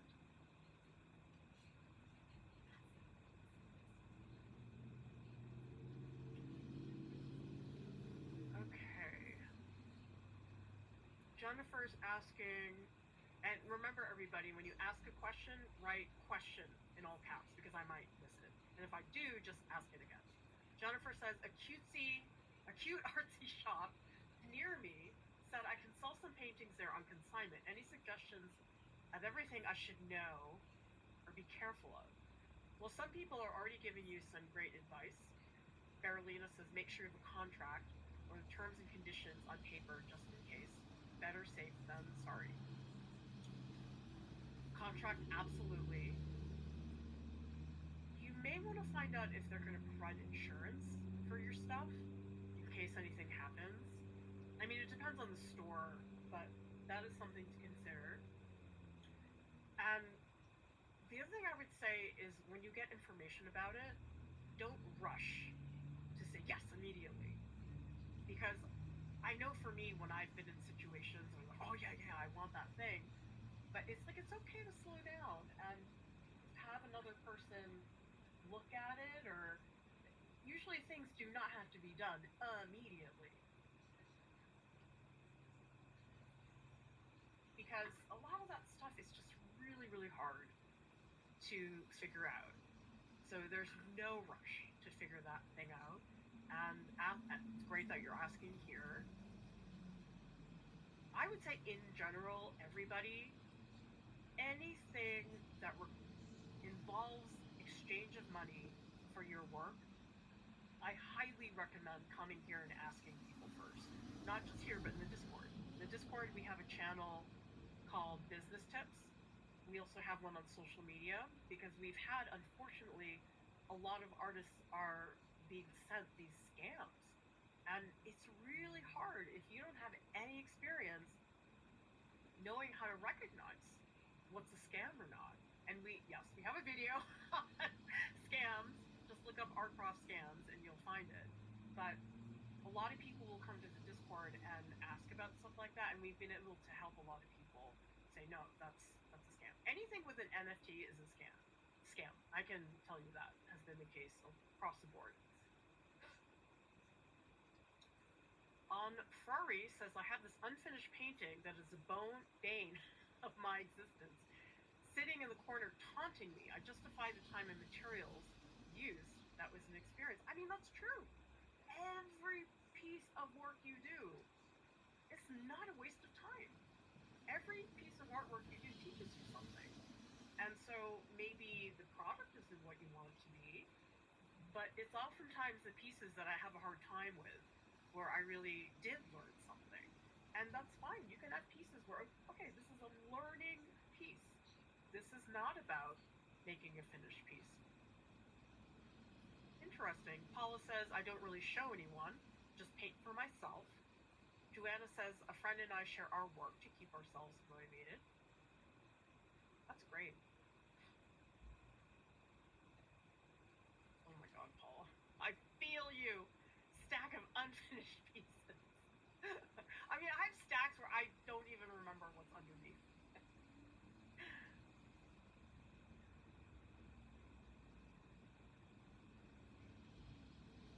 Okay, so Brittany's asking, are Michael Harding oil paints made with better pigments than a lot of the other brands of oil paints out there? I'd have to look at, most companies have like a material and data sheet where they break down exactly. I can tell you from me trying them once that I feel that they have very strong pigments and they have a wonderful, like creamy, buttery feel that I really, really like. So I recommend them. But I know everybody's on a different budget. Ferrari bought a huge roll of linoleum that I'm scared to cut and use, even though I bought it on clearance and for practically a third of the original price. Oh, I know. I once bought a roll of Arches watercolor paper, and it was actually a real problem because it's in a roll. You have to like find a way to flatten it, and so ever since then, I haven't bought rolls of watercolor paper. Or they also have rolls of Reese BFK, which is a printmaking paper, and I just decided after that, oh, that's kind of a pain. Perlescent says, I only just used up my raw umber paint after 9 months. When I squeezed the remainder out of the tube, I realized I had way more than I expected. Oil paint lasts a good while. And if you really want to do that, get a tube wringer. And it's just this thing that squeezes out the paint as much as possible. It's very impressive how much you can get out of that.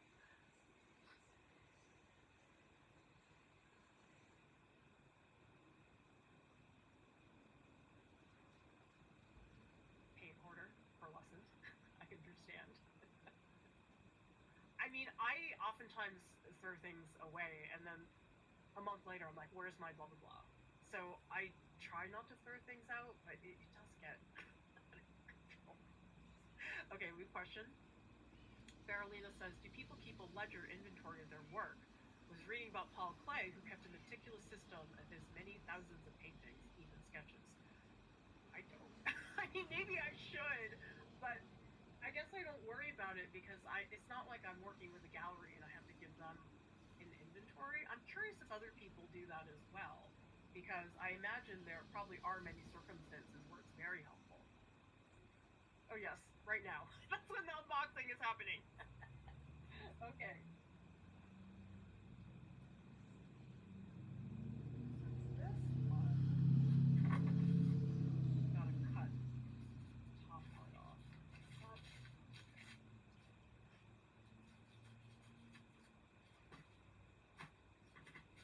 All right, let's see what's in here. Oh, it's the medium W gel. Neil, are you still here? Remember when you told me about this? Here, let me take it out of the... This is it. Schmincke medium W gel. It is something that you put into oil paints that then makes them possible to be cleaned with water. Is that it? for water mixability. Oh god, I cannot read this. I need my glasses. Anyway, here it is. Schmincke Medium W Gel. Has anybody here used this? I've never heard of it. Oh yeah, you're still here, Neil. Thank you for telling me, Neil. I never, ever would have known about this. Let's see who it's from. This is from Nancy. Thank you so much, Nancy, for sending this to me. Very excited about this. Okay, let's see what the other things are. Well, one of them is a card that somebody sent me. And remember, everybody, we do have a P.O. box. You can just send us stuff that way. Hang on. This is from Timo. All right, there it is.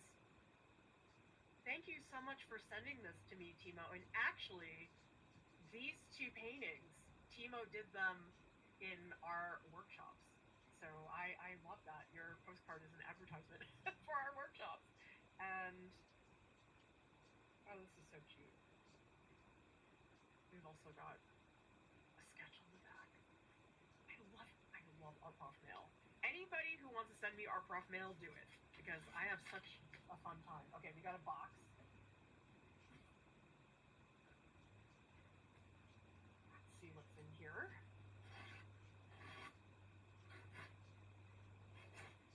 And by the way, I did get a very big package, which was a whiteboard. I haven't had time because it's like a big thing, and I don't know who gave it to me, but if you sent me that whiteboard, oh my god. We're going to do some anatomy tutorials now. Okay. Let's see.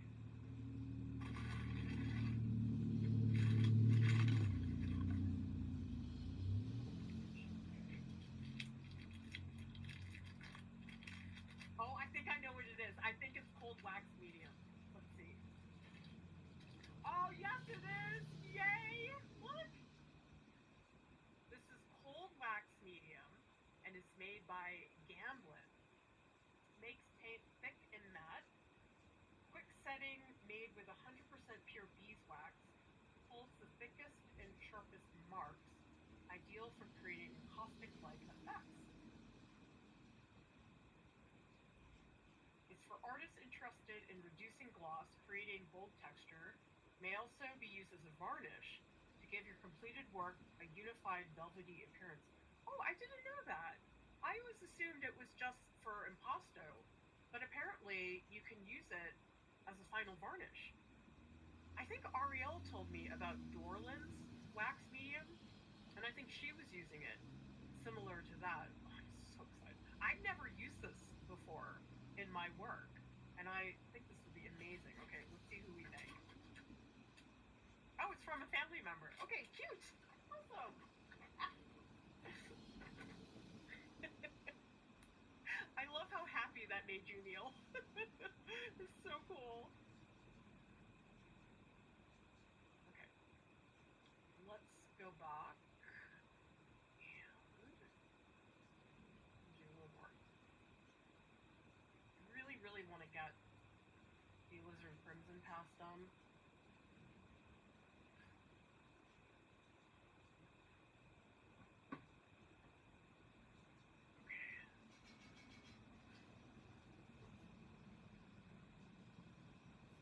I think I want to make this sort of blobby. I just had that thought. Let's do more of that. Oh, shoot. Don't put your mop brush in white. I'm just going to blend away some of the edges. Kind of fun. Well, so here's the thing. I was always sort of against blending because sometimes people do so much blending that it's like you end up smearing things like crazy. And so usually I'm encouraging people to avoid that. But here, it's actually kind of cool. So let's just scrub this around. Ooh, oh.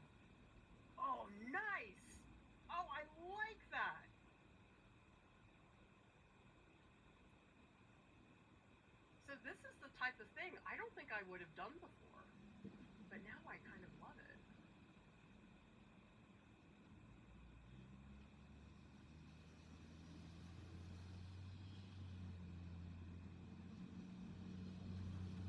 Still not happy about that yellow ochre. I feel like it's way too opaque. Let's do some removal. It's too much of one opaque color in one place. And it's just making it look like really flat, which I don't like. Oh, that's kind of fun. So if I remove the rag and then blend. So actually, I'm very curious because we are about education here. What do you guys think you're learning from this marathon? Is it a paint technique? Is it an inside look into a long period of time? I mean, that is what it is, but I'm just curious of what people are learning from this experience. That maybe you haven't seen before. Because some of it is just, it's not even technique, it's like realizations that, oh yeah, things take a really long time. I'm gonna take one brush to, because I keep having these edges that are like getting in the way.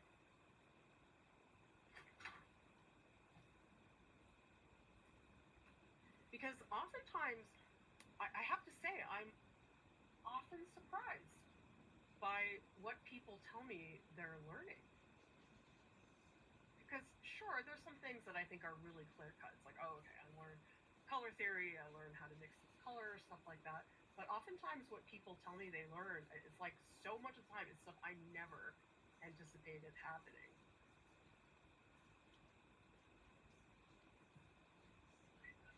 Fun! Nice! And I don't mean nice as in I think I'm doing an amazing painting, but I'm getting closer to my goals, is more what it is.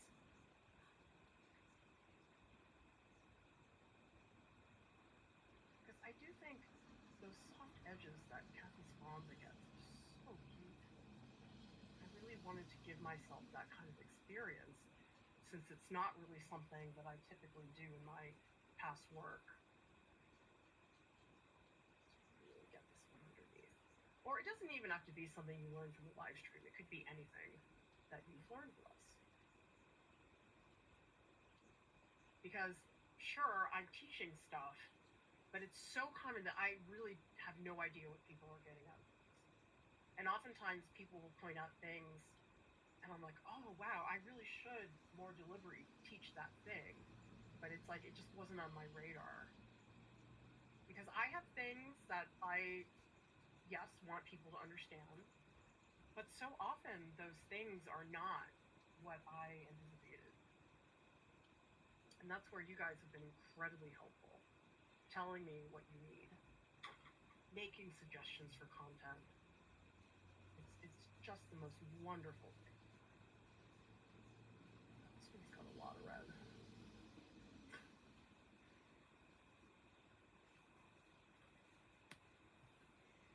Okay, let's get softer edges up here.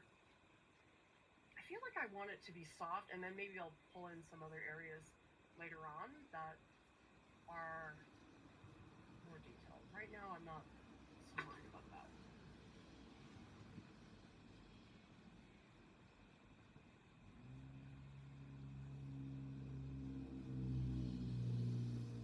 Okay.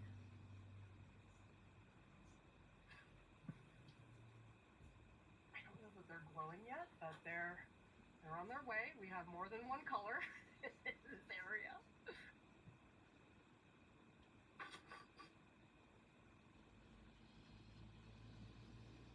Because one of the things that I get frustrated by is there's so much misinformation about art things. And I feel really bad when people come to us and they say, oh, well, I was taught to do this. And I don't necessarily common mean technique, it's more like MFA applications, where people will come and they'll say, well, aren't I supposed to do this? And I'm like, no, that's wrong. You have the wrong information. Which is, I'm glad that they come to us and get the right information, but it's just so frustrating when you see people struggling unnecessarily because they have the wrong information. And that's not their fault. That's just what happens. So I do feel like a lot of what we try to do is fix those misconceptions and just get people on the right track, especially for things like MFA that are very, very specific.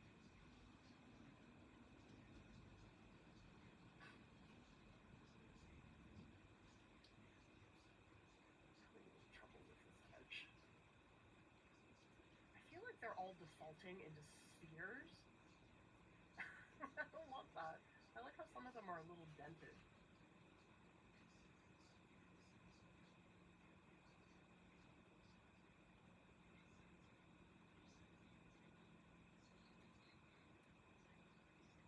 Because I sometimes wonder, like, how would I have used YouTube? YouTube wasn't around. There was no internet when I was learning these things.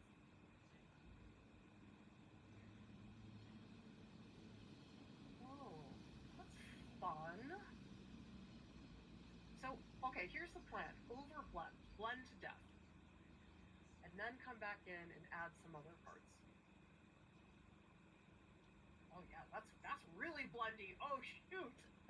Is that too much? Whatever. I guess I can see why Bob Ross had that blending brush. It's pretty fun. They look a little burnt. The cherries, maybe I made them a little bit too dark. That's okay. I'd rather things be too much than not enough.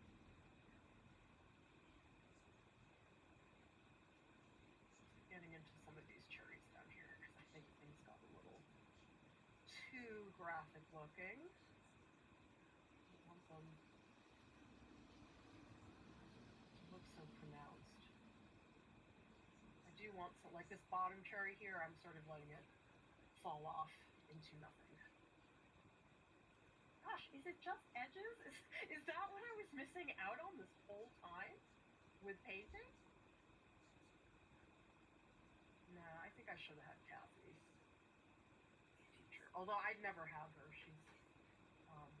She didn't come until after I graduated.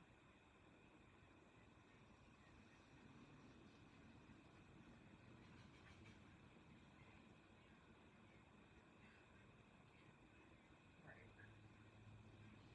A little touch here. Not a lot. This one doesn't have much.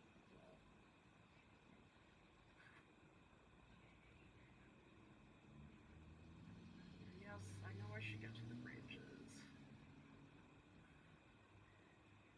Just gonna scrub a couple spots. So I will eventually add some cadmium red because this is like very purpley, but I don't want to do it right now because I know it'll take way too long. So here I'm sort of scrubbing things in.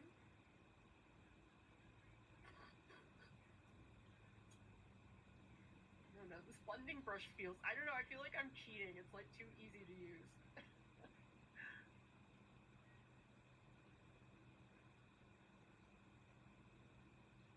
So I want the cherries to be separate, but I don't want them to be so separate that they don't group, because that's really what I'm after here, is I want them to read as a group, but I want them to also be their own thing.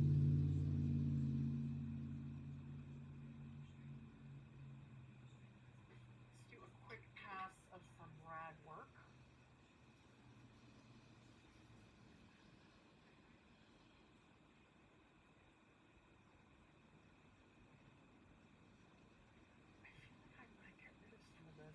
Brushwork isn't great, but I also know that it just needs to be here somehow. This highlight, I sort of regret that I put that highlight there. Okay, another pass.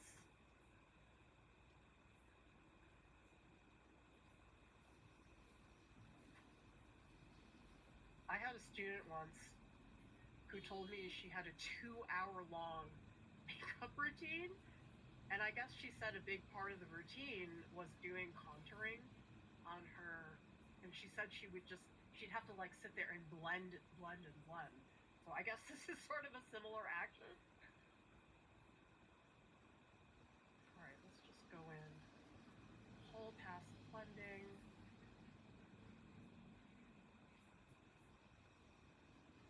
Here I'm sort of painting across everything, make it a little smoother. Because I really think sometimes it's the sharp edges where you get in trouble, where things just get really flat looking.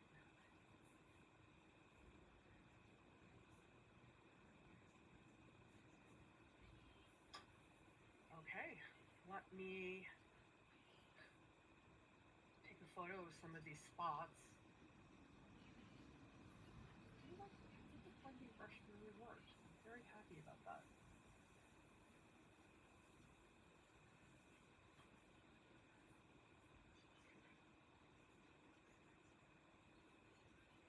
All right, so these I'm going to put into the Discord, and then we'll look at the chat.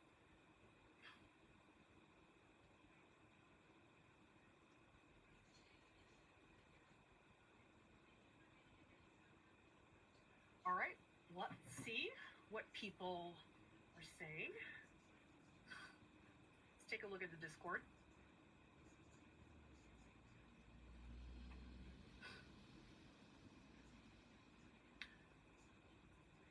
Oh, so you finished the bottom. Oh wait, this is a totally different page, right? Silver Song? Oh yeah. I didn't see a lot of these. Oh, so I guess you've got individual colors that are going to be for each square. Oh, I love that. That is going to be really fun.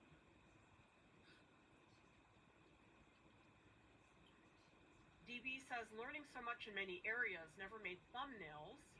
Also, I'm trying to hold my brush further back in certain areas to paint looser. I'm loving this marathon. Glad I joined the Discord. See, you guys get in the Discord, okay? Say me if you feel intimidated by joining the Discord. So the rest of us can tell you, number one, it's not that bad. And number two, once you get in there, you get a lot of support from staff, from mods. There's so many people who are so nice and helpful. Nice, Sarah. Oh, that underpainting's gonna pay off, Sarah. I can already see it. That's the heavy lifting, is that beginning part. Oh, you did a huge paint-along class? Oh, that's so cute. Yeah, a lot of those programs are popping up in a lot of cities, and I know they're a lot of fun. Oh, okay. I guess, Marta, you're updating us by the crane. There's two more in here. Marta's been doing these just incredibly huge marker drawings that are just wonderful. Okay, see, Salinas? Do I get to say I told you so? Yeah, I love this stroke. Oh my gosh, is that... Wait, is this light blue over the green, or is the green over the blue? Because I like that effect.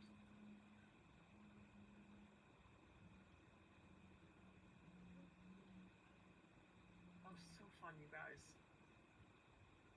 So here you can see the better colors if you guys get in there. All right, let's see what else is happening in the chat.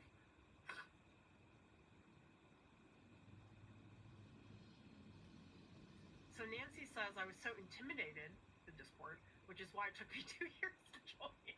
Best thing I ever did. I've grown more this year than I ever did working on my own.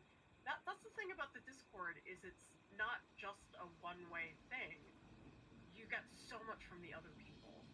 Probably you learn more from them than for me. And another reminder to people, certainly the Discord is mostly free, but we also have Art Club. Art Club is really fun. There are weekly voice discussions with staff. Lauren, DP, and Jordan do it. You get in-depth audio recording critiques from me with transcripts. You also have open studio sessions, which are very similar to this, except you get to talk to me on voice. So that is a great option for a lot of people looking for more attention.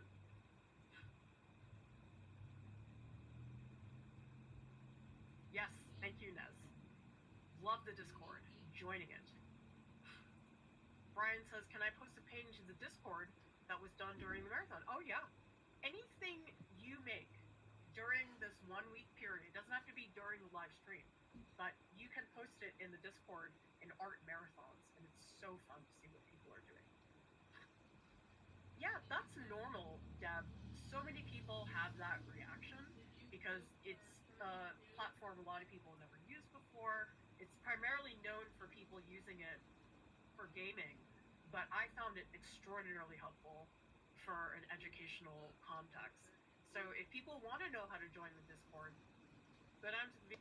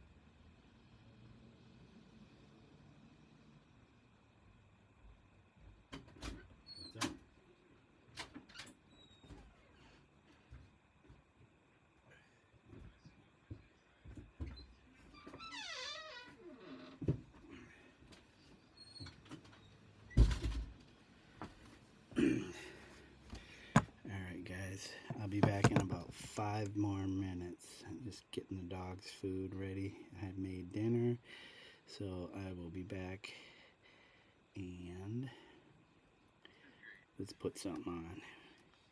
Got Woke One, so you guys can listen to Woke One for a second while I be back. I never went on any Tinder dates, dude. True story. I opened Tinder. Tinder was not for me. I'm just saying. I'm being honest. I'm an honest guy, right? So awesome. It was a great profile pic.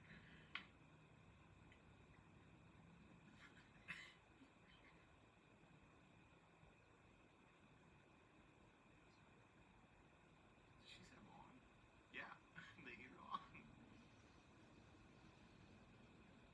Because I eat my lunch.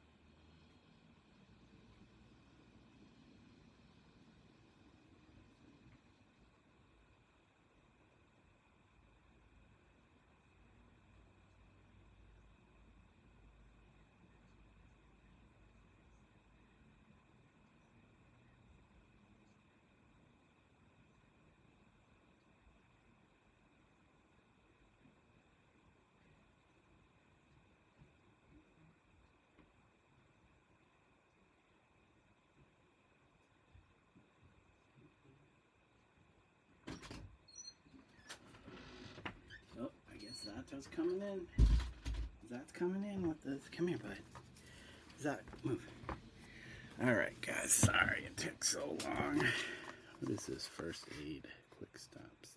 Septic pop. Okay. Let me get this going again. Okay. Where are we at? Where are we at? Okay.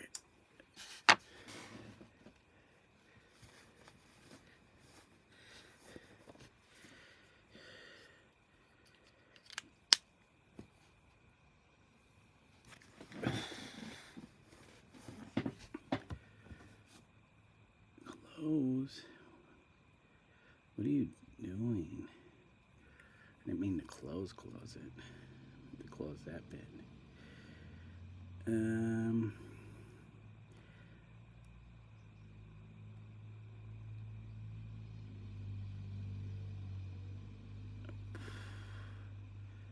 Well, yeah, I don't know if you guys want to continue listening to Woke One, or we can just play some jams. Purple Cat. Play some Purple Cat jams for now. And let's see, streamy. Sorry guys, I know I took too long. It's probably like what, 40 minutes? What time is it? 9:23.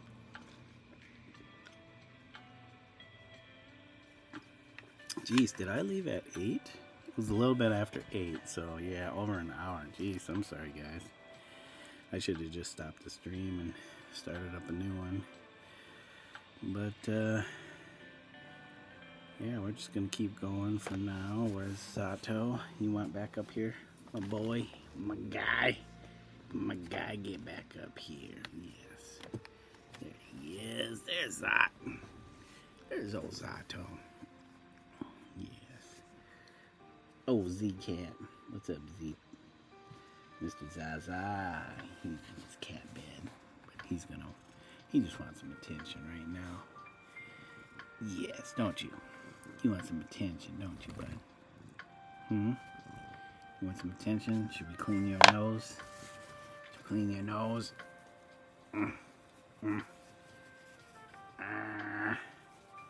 Snot monster. Okay, buddy.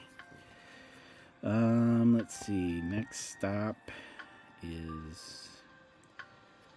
Are we doing this color? Pass?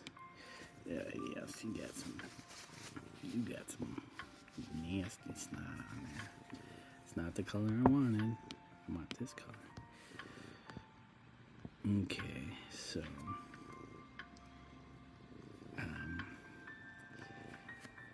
let's get on the layer we're supposed to be on. Hey buddy, what's up? What's up? Hi, he just wants some attention. He wants some pets. He wants some scritches. He's old scritchy cat. He likes scritches. Scritchies. Don't you? Yeah, he's a good boy, Zot. He's a good boy, this Zato. He's a good boy. Should we get our camera lower? Uh-oh. Don't mess with the cam. Don't mess with the cam. Don't mess with the Zot cam. Zazo. She's looking at you. Looking at the mouse? The cursor? Are you looking at the cursor, buddy? You looking at that cursor?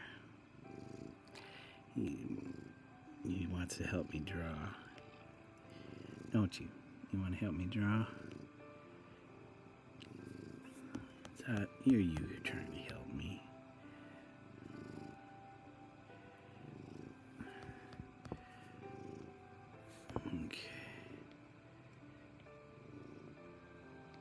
Okay.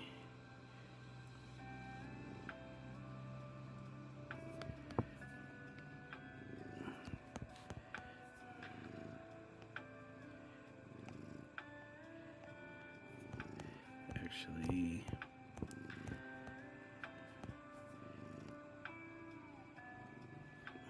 What we doing, big bud? Yeah. Whoops.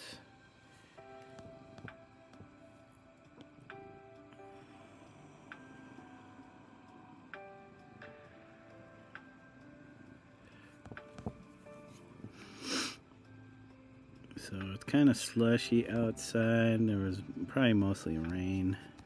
Last time I went out, it was like snowing and raining at the same time. Not really heavy, but that was definitely over an hour ago. So,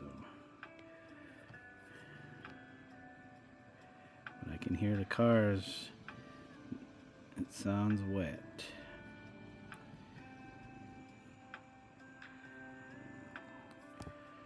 Cars going through the rain.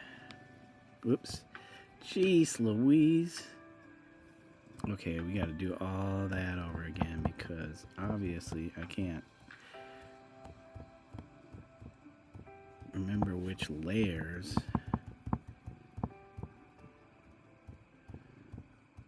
are the right layers. Here we go. Jeez Louise. So I'll probably do a little gaming later on.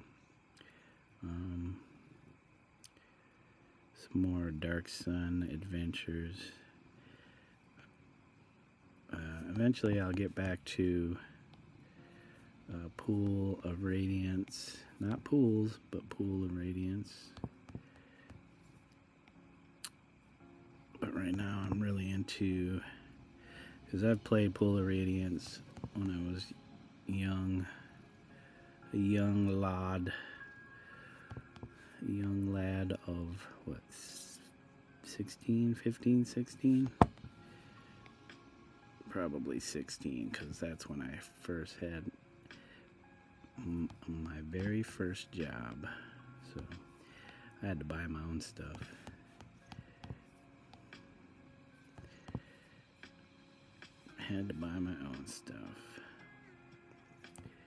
Where's all that money now? Gone. Where's all that old stuff? Gone. Saved none of it.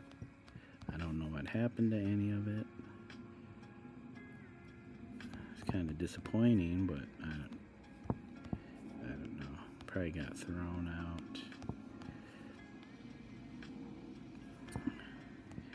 Okay, we got our thumb. Who is somebody else down here? Or just stuff is just falling. It's me and Sato hanging out. We just hanging out. We just hanging out. Just hanging out, guys.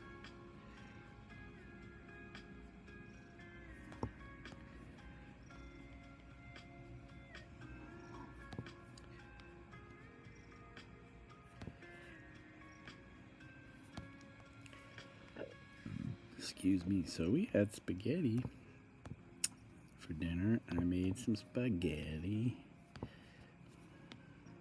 Yep, I cooked again. I do the cooking. I like cooking.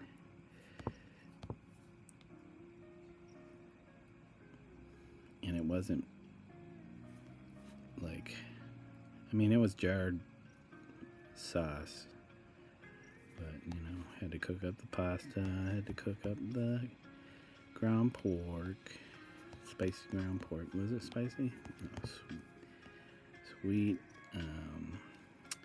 Cut up some yellow onions, cut up some fresh garlic, cut up some mushrooms. Yep,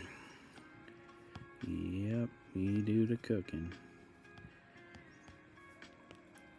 Let's see, I've been cooking since I moved out at 23. I moved out of my dad's house. It was a little late for most people. Didn't go to college, so I was working and just enjoying my life.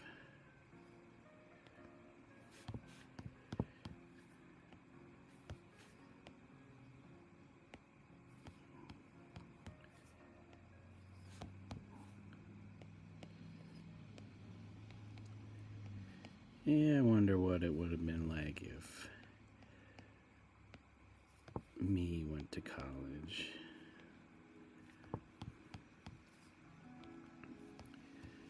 Who knows, maybe I would have dropped out after a while. Well, I kind of did. Started going to community college, and then I was like, I can't focus on anything. I was too much into skateboarding, and that consumed so much of my life, along with art, music too. I was in a few bands in the late 90s, early 2000s. I'd say there was a period, a couple years where I was involved with stuff like that. So 2 different groups. The first group was, well, me and my buddy like to get together and just do like just soundscape type stuff. So I had some Technique 1200s and a huge record collection. A lot of hip hop from that time period, the mid 90s. A lot of other random stuff too, different classical albums. What was it? Boleros. What was it? Bolero or Ravel? Let me bring up my Googs. We need Googs because our memory is not the best. It's been a long time.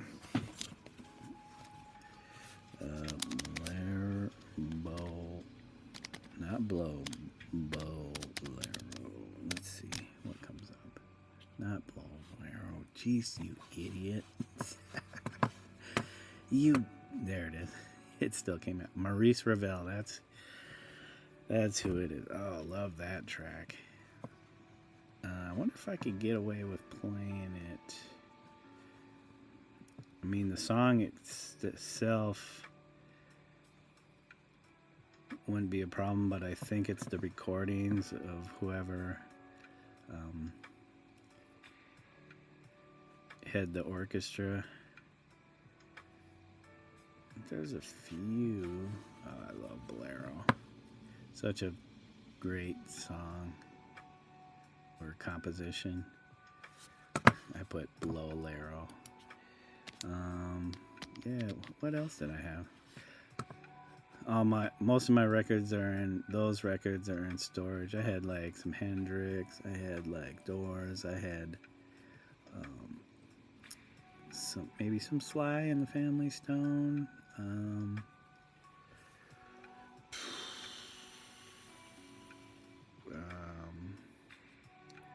What's that? Robert Smith band. Robert Smith.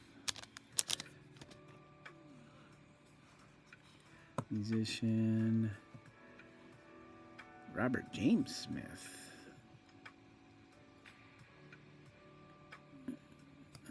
The Cure. Yep, had some Cure. Geez, what else? I don't know. I don't know if I had any Bowie. May have had stuff on. I had like a bunch of CDs that I got from my mom. Just some jazz stuff, all kinds of random stuff. I was like one of those DJs that would just play all kinds of different music and try to make it work together, but what would you say, eclectic? Yeah, I don't think when I was, well, maybe it was starting to catch on because after I stopped,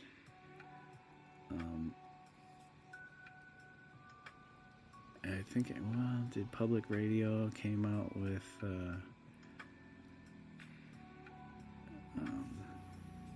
what's it called in Minnesota?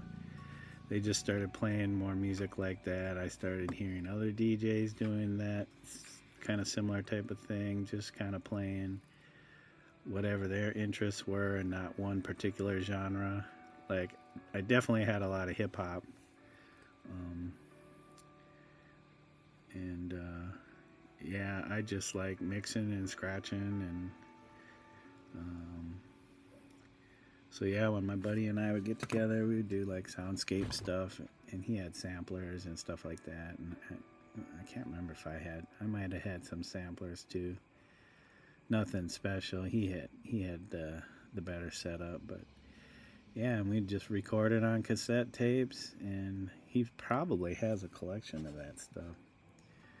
And then eventually we hooked up with another guy who worked at the local University of Minnesota radio station, and he was doing sampled kind of electronic soundscape type music too. So we all got together, and we would actually live stream, and this was on their radio station, not over the internet. Just sessions of us, just kind of like a jam band, but electronica. Ah, man, did we do that for a year, maybe a year or more, year and a half? So the guy, John, I can't remember his last name now. I'm spacing it off. God, I know it's like right there on the back of my tongue.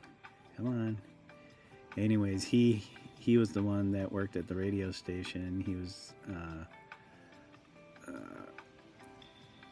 I don't know if he was like a director or whatever. I mean, he was a lot younger than me and my buddy Greg. But yeah, he was running things at the radio station there as far as like, I think his programming. And then yeah, Greg, I don't know how Greg met him, but Greg brought me on, and man, at least for a year, maybe half a year to a year, we were doing these live broadcasts. And yeah, Jonathan made recordings of all those, and then he took those and then he kind of remixed them, pulled out different stuff from those sessions, and made a CD called well, he was called his project was called Escape Mechanism, and Greg and I were brought on as the Cast of Thousands. I mean, John came up with that name. I'm like, whatever, I don't give a crap. Yes, we're the Cast of Thousands, two of us. It was fun. And did that for a while. I think that might have ended like 2000 or maybe sometime in 99. I have some CD recordings that I have that Jonathan made for us. I don't know if I could play them on air because there's a lot of copyrighted music that I sampled in that stuff. So if I stream it and play it, those streams might be copyrighted or get copyrighted strike against it. I don't know what I'm saying right now. I should be drawing and not reminiscing. But yeah, after that ended, I ended up getting into a band with Greg's old roommate, Dan, and he brought together a huge group of people for a project that he has started, and it was called Heroine, not heroin, but heroine, like the female hero. And geez, there was at least 8 to 10 of us. yeah, it was a pretty good project. We had fun. We played a lot of local gigs. We didn't travel or anything. We didn't like tour or travel or anything. I think it just kind of, there was so many people involved that it was just hard to get everybody together to practice at times. So, but Dan made some recordings. We recorded in the studio. Yeah, it was good times. Good times. I don't know if I have any recordings of those, but I was the turntablist in that project, so yeah, that was always fun. At that time, there was a lot of bands with turntablists. I think that ended late 2000s, early 2001. Might have. Now Dan owns a coffee shop somewhere in Minnesota, and he has a YouTube channel called The Jazz Shepherd. So if you're into like jazz or blues, sometimes he does. I think he mainly focuses on jazz and the history of jazz and politics and world history, world politics. Yeah, Dan's a pretty good guy. Yeah, a lot of memories from those times. But yeah, that was the last time I did any music.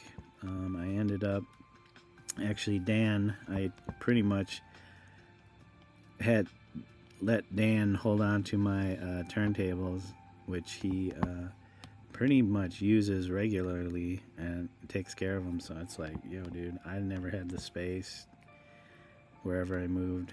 Even now I wouldn't have the space to set up my turntables, so I'm like, if somebody gets something out of it, because I had definitely got my use out of it. So he is the caretaker of the tables, and I'm glad, you know, somebody's using them. He takes care of them, and yeah, he has a huge, like I had, I don't know, I never counted, maybe 100, 200 records. When I knew Dan, he had about I still know Dan, but I haven't seen him in a while.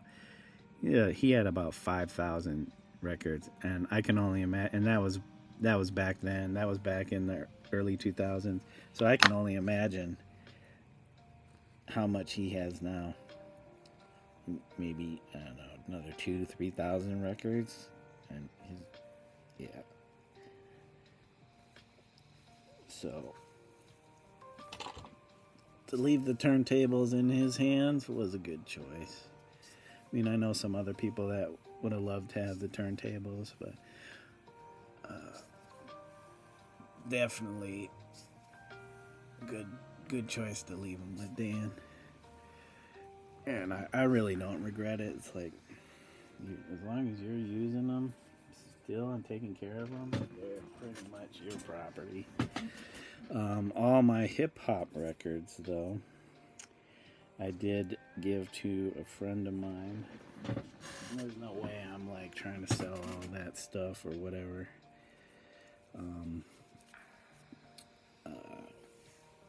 Good friend of mine that is also a turntablist, and he makes music too, so I pretty much was like, here, you can have these. And then the rest of the records I have, and I kept just in case, you know, I get like a little turntable or something to play stuff on, but I haven't. So they're in storage. But yeah, I'd be at the small local hip hop shops, or in Minneapolis at that time they had what they call cheapo records, and it was just like big warehouse with all used and new records, and CDs and some tapes and DVDs, because at that time tapes were still kind of a thing, but not much anymore when CDs started coming up. Yeah, a lot of DVDs, Blu-rays, and stuff like that. I'm not sure if they're still around, but yeah, I would go there all the time and look for records, find stuff on the cheap, or like reissued jazz stuff, because I was collecting a lot of. I think I still have all my jazz reissued stuff. That would be the only thing I'd really want to listen to.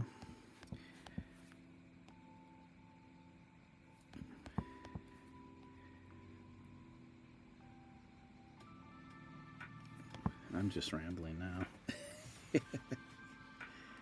Sorry, Robert Smith. See you later. Let me bring up our stream. Oh, don't go there. 9:47. I'll probably be wrapping this up pretty soon to start a gaming stream. Sorry, guys. I know my art streams haven't been all that lately.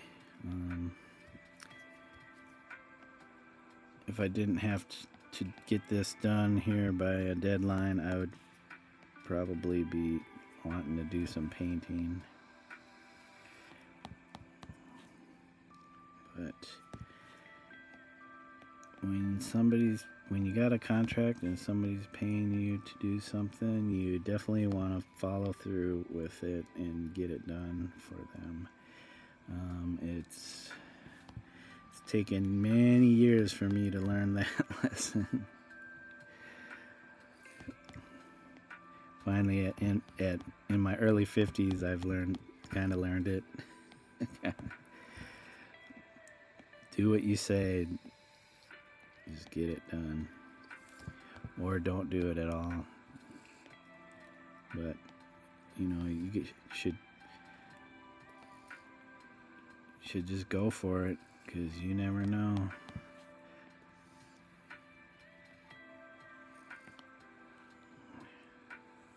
I never wanted to admit that part of me was an illustrator. Like I like to do fine art, and that's what I was like. Oh, I'm a fine artist. I'm not an illustrator. Even though I had the skills as an illustrator, probably more than fine art. I just didn't have the mindset, I think, to do illustration full time.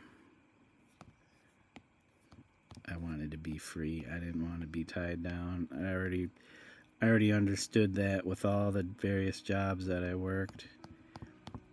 And it's like, I don't want to burn out my creativity. So I never really tried to pursue illustration. And I've done little things here and there, like help people with their logos. I would paint signs, do simple graphics for people.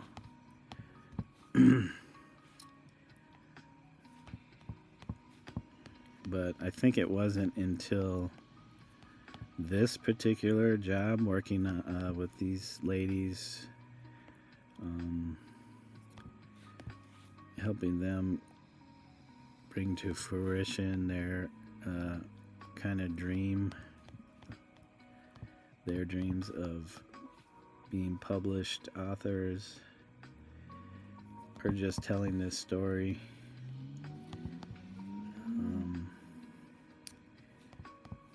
Yeah, I've learned quite a bit doing these. I mean, I think I'd like to believe that I always kind of had the chops to do it, just didn't apply myself.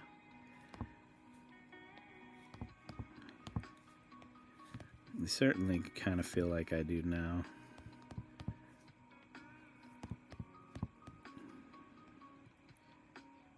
even though it's at times I'm still a little unsure, but definitely have more confidence. I mean, at 50, it's like, what else do you have? You don't have anything else to lose by not trying to just go for it. But yeah, I'll still be like, you know, if somebody needs some art, cool, but I'm gonna do my own art. I don't care. Man, I'm so used to working odd jobs. It's like, as long as I can make time for my art.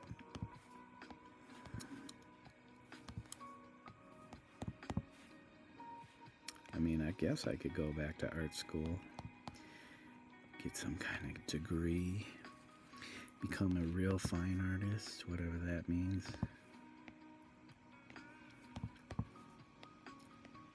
People spend thousands and thousands of dollars to get a degree in art, and they don't do nothing with it.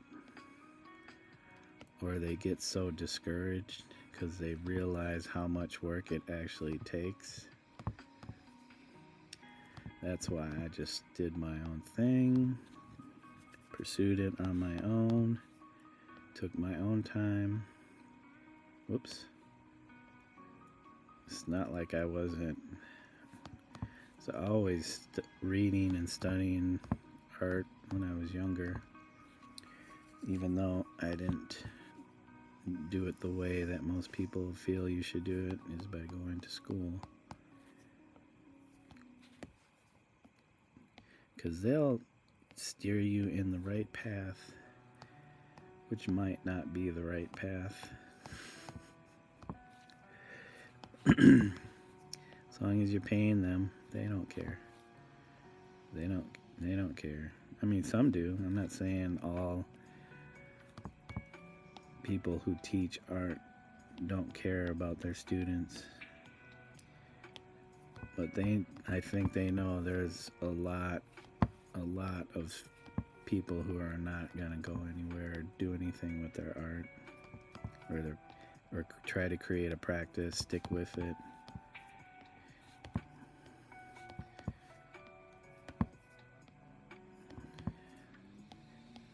But, you know, I have hope. It seems like a lot of young people out there are, you know, that's what they want to do. They're making it happen. Somebody has to. I mean, geez. If it's not me, it's going to be somebody else.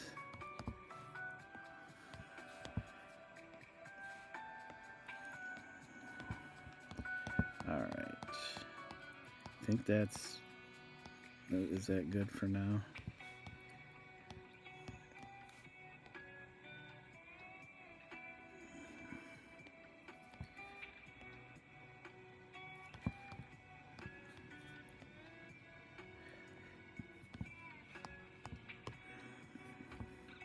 Well, we can always fix that. But yeah, okay, we're ending this stream. I'm gonna start my gaming stream.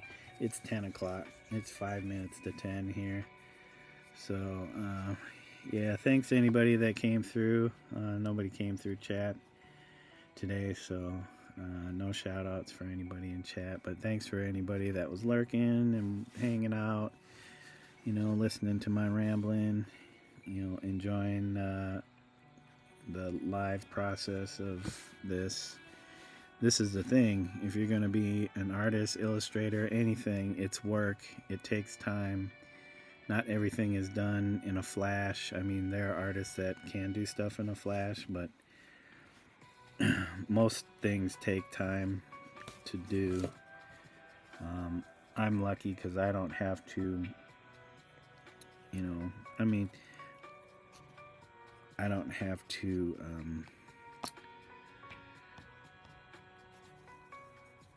I don't have to worry about working in a group, you know, where it's like, is this okay? Is this okay? It's like, you know, I do my thing as long as the authors like it.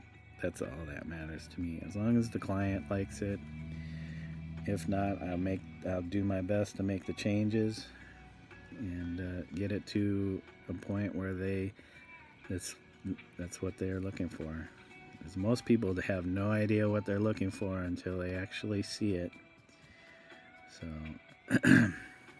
anyways, I will stop my rambling and get to the gaming. Thanks, guys. I hope you all have a good evening, morning, or afternoon, wherever you're at. And until next time, bye for now.